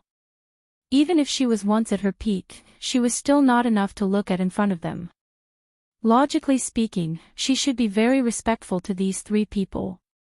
But just now, she really blurted it out. How bold must she be to dare to do this? Diwu Zhangzi waited for quite a while. Seeing that Chu Luiyue still hadn't spoken, he began to feel a little anxious. Lass, think about it again. It's me. My name has 4 words, he's Diwu Zhangzi. Dugu Maobao said directly. Diwu Zhangzi's expression froze, and the veins on his forehead throbbed. De Bao. What are you doing? Can't you see that she can't think of anything? It's already not easy to remember me. Why do you guys have such high expectations? Besides, my name also has 4 characters. If she could really remember your name, would she still need to remind her? Dugu Maobao pointed at Lan Shao. I'm Lan Shao. Lan Shao was very straightforward. He directly reported his name and rolled his eyes at Dugu Maobao. Chu Luiyue was a little embarrassed. Now, among these 3 people, she only didn't know Dabeo's name. She quickly searched in her mind. There didn't seem to be any powerful people with these names in the Tianling dynasty. From their appearance, there didn't seem to be anyone who matched these people. Then, these people were either hidden powerful people or not from the Tianling dynasty. She politely bowed to them one by one. Lan Shao sighed, a little disappointed. Looking at her like this, she really didn't remember much. Being able to shout out that sentence just now should be a pleasant surprise already. It's all because that little brat is the most troublesome. Now that she has lost her memory, she can still say this subconsciously. Diwu Zhangze was interrupted, but he had always been a gentle person, so he didn't care about this. It's always good that this lass can remember a little. She'll definitely gradually remember in the future. Seeing that their attitudes had softened, Chu Luiyue deliberated for a moment and asked, "Seniors? What seniors? Just call us like you did before." Lan Shao wasn't used to hearing her speak like this, so he waved his hand. "You used to call him Dabeo, call me Lan Shao, and call him Diwu." Even though Chu Luiyue felt that it was strange, she could only go with the flow and obediently nod her head since the other party had said so. "You should be able to tell that I have indeed forgotten some things. As for your identities and how we met, I also don't remember clearly." Chu Luiyue spoke very tactfully, but Lan Shao and the others were all smart people. They immediately understood that she was inquiring about some things in the past. Lan Shao had just raised his head when he felt a ray of light landing on him. He looked up and saw Rong Xiu looking at him with a heavy gaze. Lan Shao suddenly remembered what Rong Xiu said before. "You now doesn't remember anything outside of the Tianling dynasty." If he were to tell her rashly, it might affect her cognition and recovery instead. It's best to let nature take its course. Lan Zhao's Adam's apple bobbed. Although he had always disliked Rong Xiu, he agreed with what he said. After all, it was related to the lass, so he had to be extra careful. Thinking of this, he changed the topic. "We are all idle people, and our identities aren't important. However, we met in Dahuang Swamp previously." Chu Luiyue widened her eyes slightly in surprise. In Dahuang Swamp. She had come to Dahuang Swamp many times, but she didn't have any impression of these people. However, thinking about it carefully, she had always thought that her memory was complete. If it weren't for these successive events that continuously confirmed that she had indeed lost a part of her memory, she probably wouldn't have believed all of this. Then, her past with these people should also have been lost in that part of her memory. Seeing Chu Luiyue's surprised and curious expression, Diwu Zhangze couldn't help but remind her. "It's in the Red Moon Desert. You used to love going there the most. You often stayed there for a long time." Red Moon Desert. Chu Luiyue blinked. In her impression, the Red Moon Desert seemed to be the place she went the least. However, they said that it was her favorite place to go. Then, Chu Luiyue wanted to ask more in detail, but Dugu Maobao suddenly looked up. "It's almost time." Lan Shao and Diwu Zhangze's expressions changed simultaneously. "Why so fast?" Lan Shao frowned. "How long have they been here? They haven't even exchanged a few words with the lass, and they're leaving already." Once he left, he would have to wait for another month. Chu Luiyue couldn't help but ask. "What time?" Diwu Zhangze naturally answered. "It's the time we should go back." "Go back? Go back to the Red Moon Desert?" Chu Luiyue didn't ask, but she inexplicably thought of this answer in her heart. She paused. How did she know all of this? Digression, dear friends, when I was cooking at noon, I accidentally poured boiling water on my left hand. Then, all 3 of my fingers were basically scalded. My thumb and index finger are fine. After applying ice for a few hours, it still hurts a lot. Basically, I still have to apply ice every half a minute. Fortunately, although it's red and swollen, the blisters aren't too serious. Currently, the situation is slightly better. When it's a little later, I'll try my best to continue. If not, I'll put it on the account first and make up for it when my hand recovers. Also, I should try my best to do it at 12:00 tomorrow. Finally, thank you for understanding mobile users. Please browse and read. A better reading experience comes from Love Network.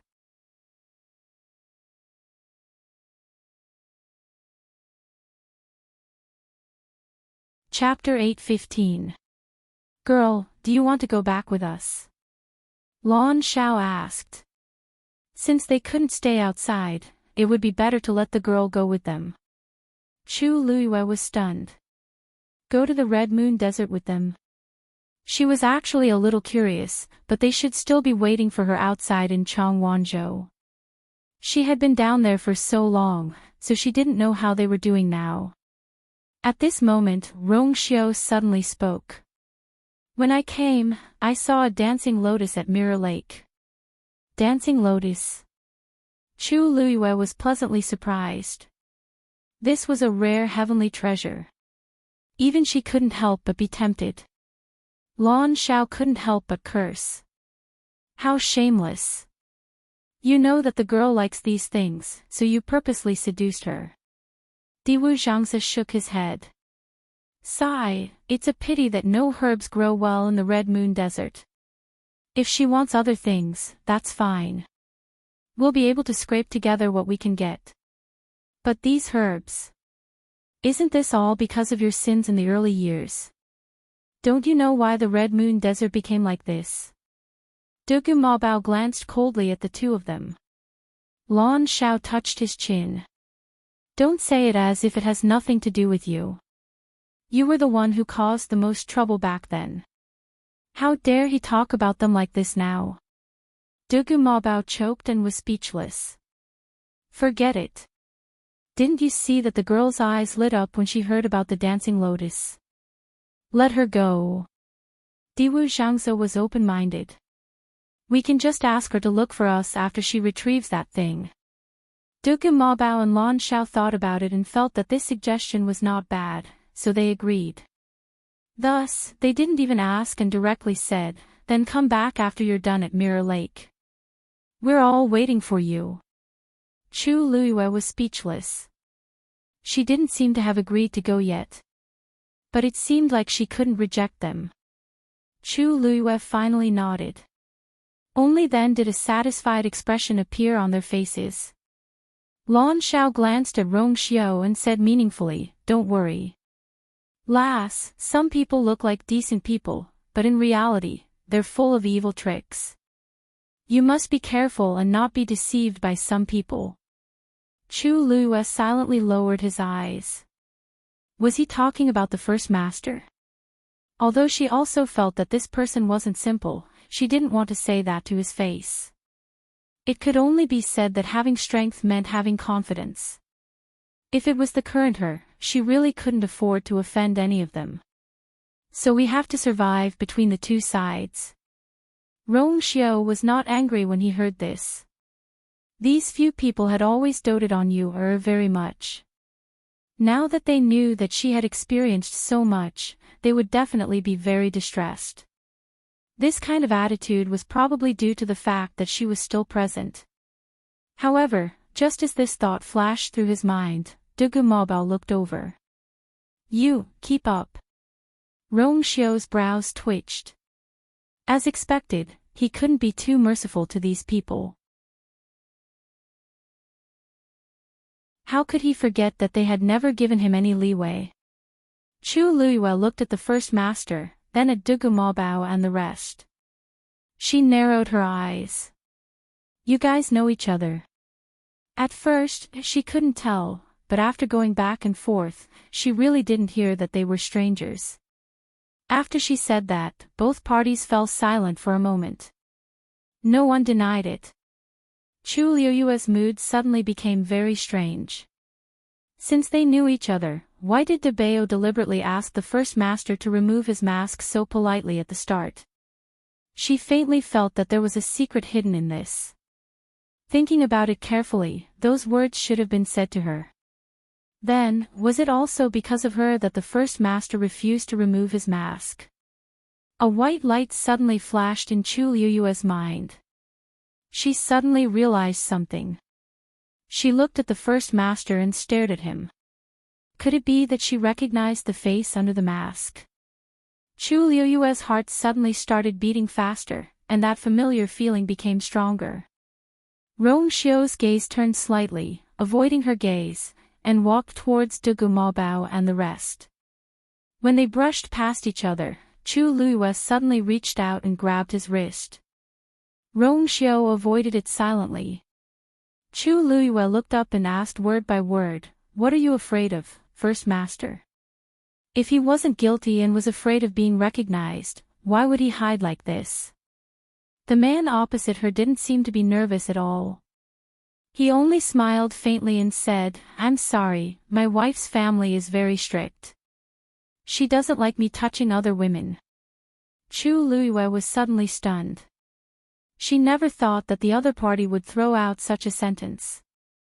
This reason seemed ridiculous, but it didn't seem wrong. While she was still in a daze, Rong Xiu walked over. De Bao's face was cold and solemn. Lan Zhao's eyes were full of disdain, and he couldn't help but spit.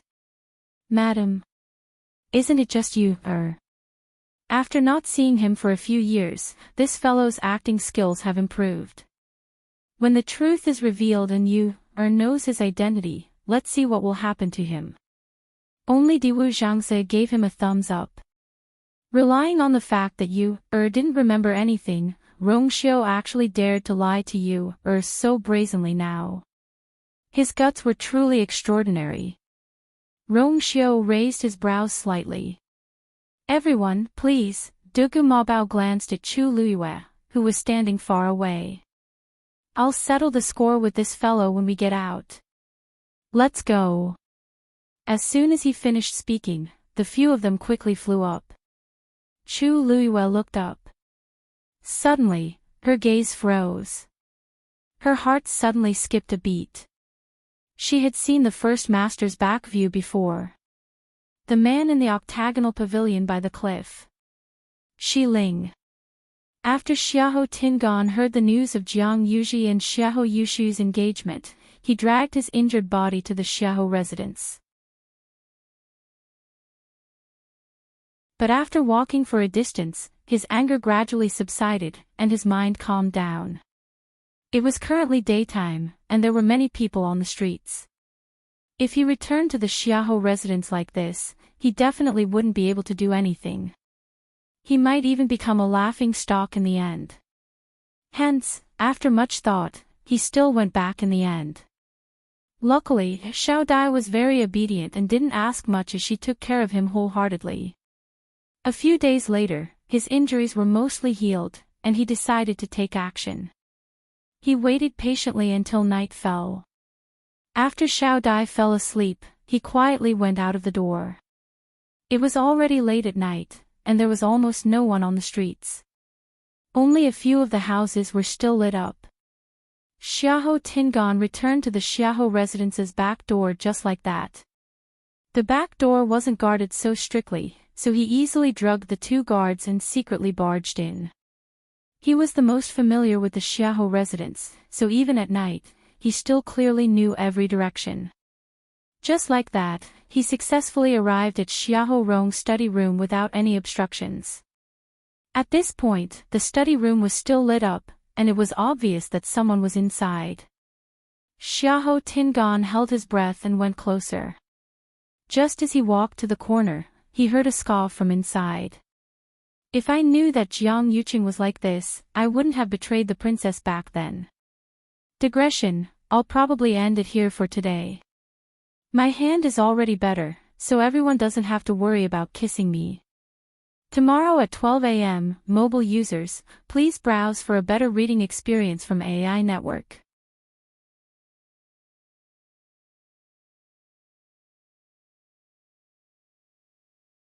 Chapter 8:16.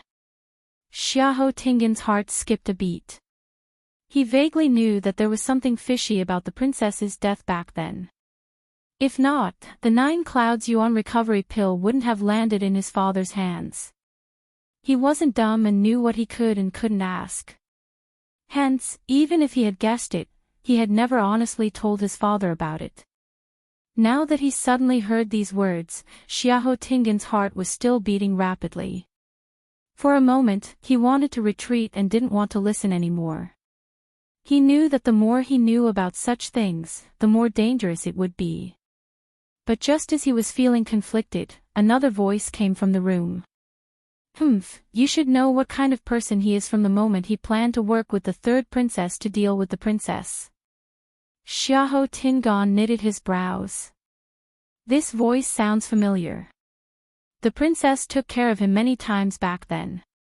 If it weren't for the princess, Jiang Yuqing would have died countless times. Such an ungrateful person, what wouldn't he do? But we're just taking what we need, so we don't have to be so calculative. Xiahou Rong said angrily. How can we not be calculative? This time, he took the opportunity of Jiang Yuji's wedding to get the 9 Clouds Yuan recovery pill back. From the beginning to the end, all my efforts were for naught. Back then, I agreed to work with Jiang Yuqing to get the 9 Clouds Yuan recovery pill. I didn't expect to lose both her and the pill. Who asked your second young master to create such a scene at Chun Feng restaurant? Let the Jiang family have the upper hand. If this didn't happen, I could still fight with them. But now, I can only give in. Hearing them mention him, Xiahou Tingan instantly tensed up.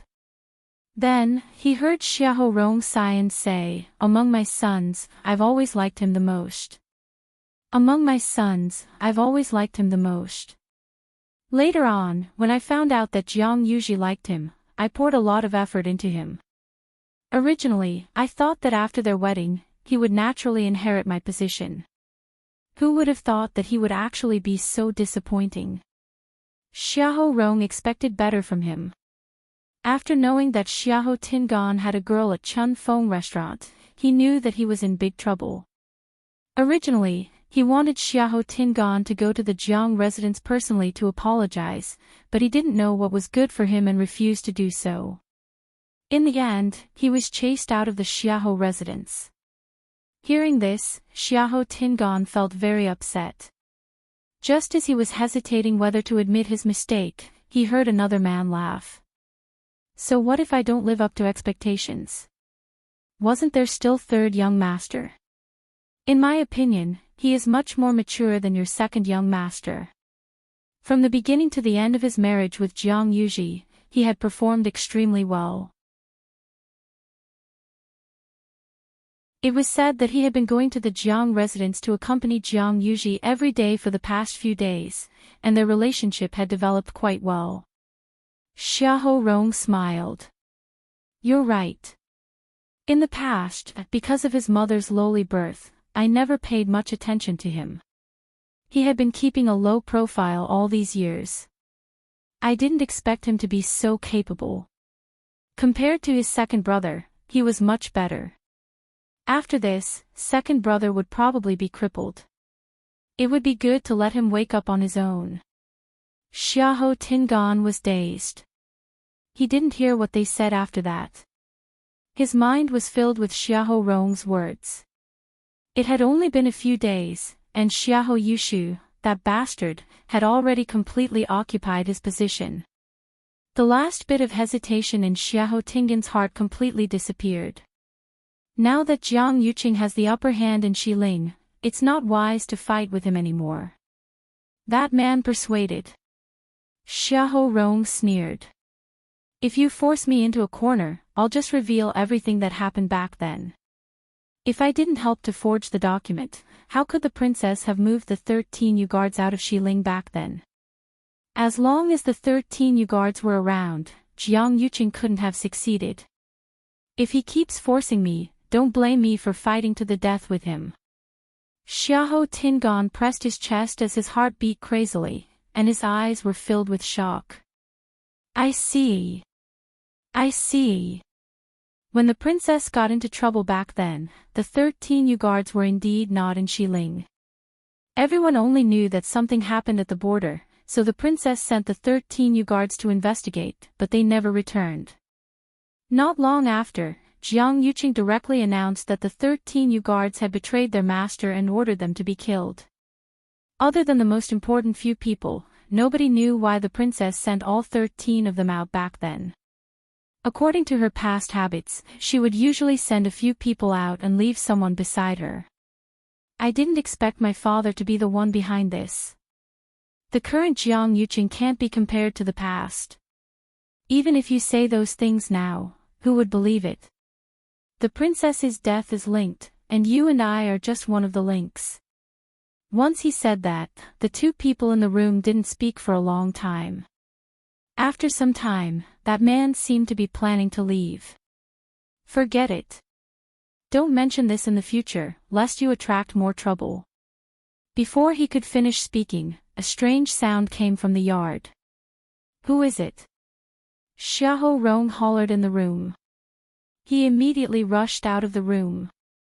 Xiahou Tingan's heart was about to jump out of his throat.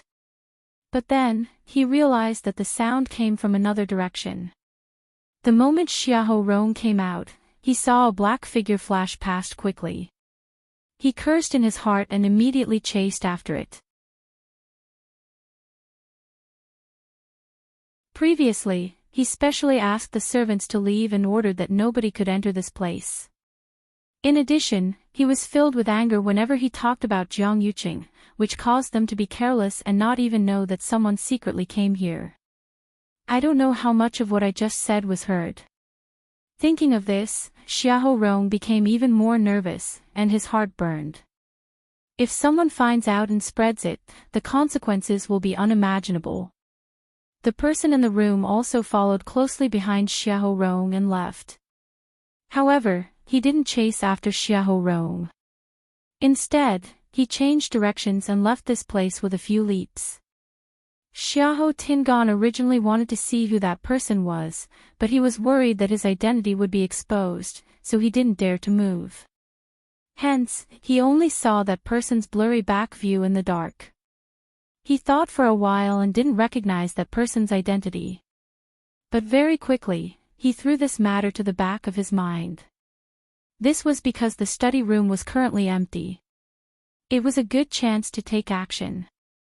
Before Xiahou Rong left, he set up a barrier here. However, this wasn't a problem for Xiahou Tingan. As he was doted on since he was young, Xiahou Tingan always carried the seal that could break Xiahou Rong's barrier. He took out the seal, and a faint light flashed across. Then, a wave-like barrier appeared in front of him. He injected his force into the seal and stuck it on the barrier. An opening instantly appeared. He stepped in. At this point, he didn't know that there was a figure following behind him like a shadow. Mobile users, please browse and read. A better reading experience comes from Love Network. You're tuning into the LoveLore Library YouTube channel. We're so grateful for your support, and don't forget to subscribe to join us on this incredible journey through captivating stories. Your generosity through donations truly makes a world of difference, as it's the primary source of revenue that allows me to expand and enhance this channel for you. Thank you from the bottom of my heart for being a part of this adventure.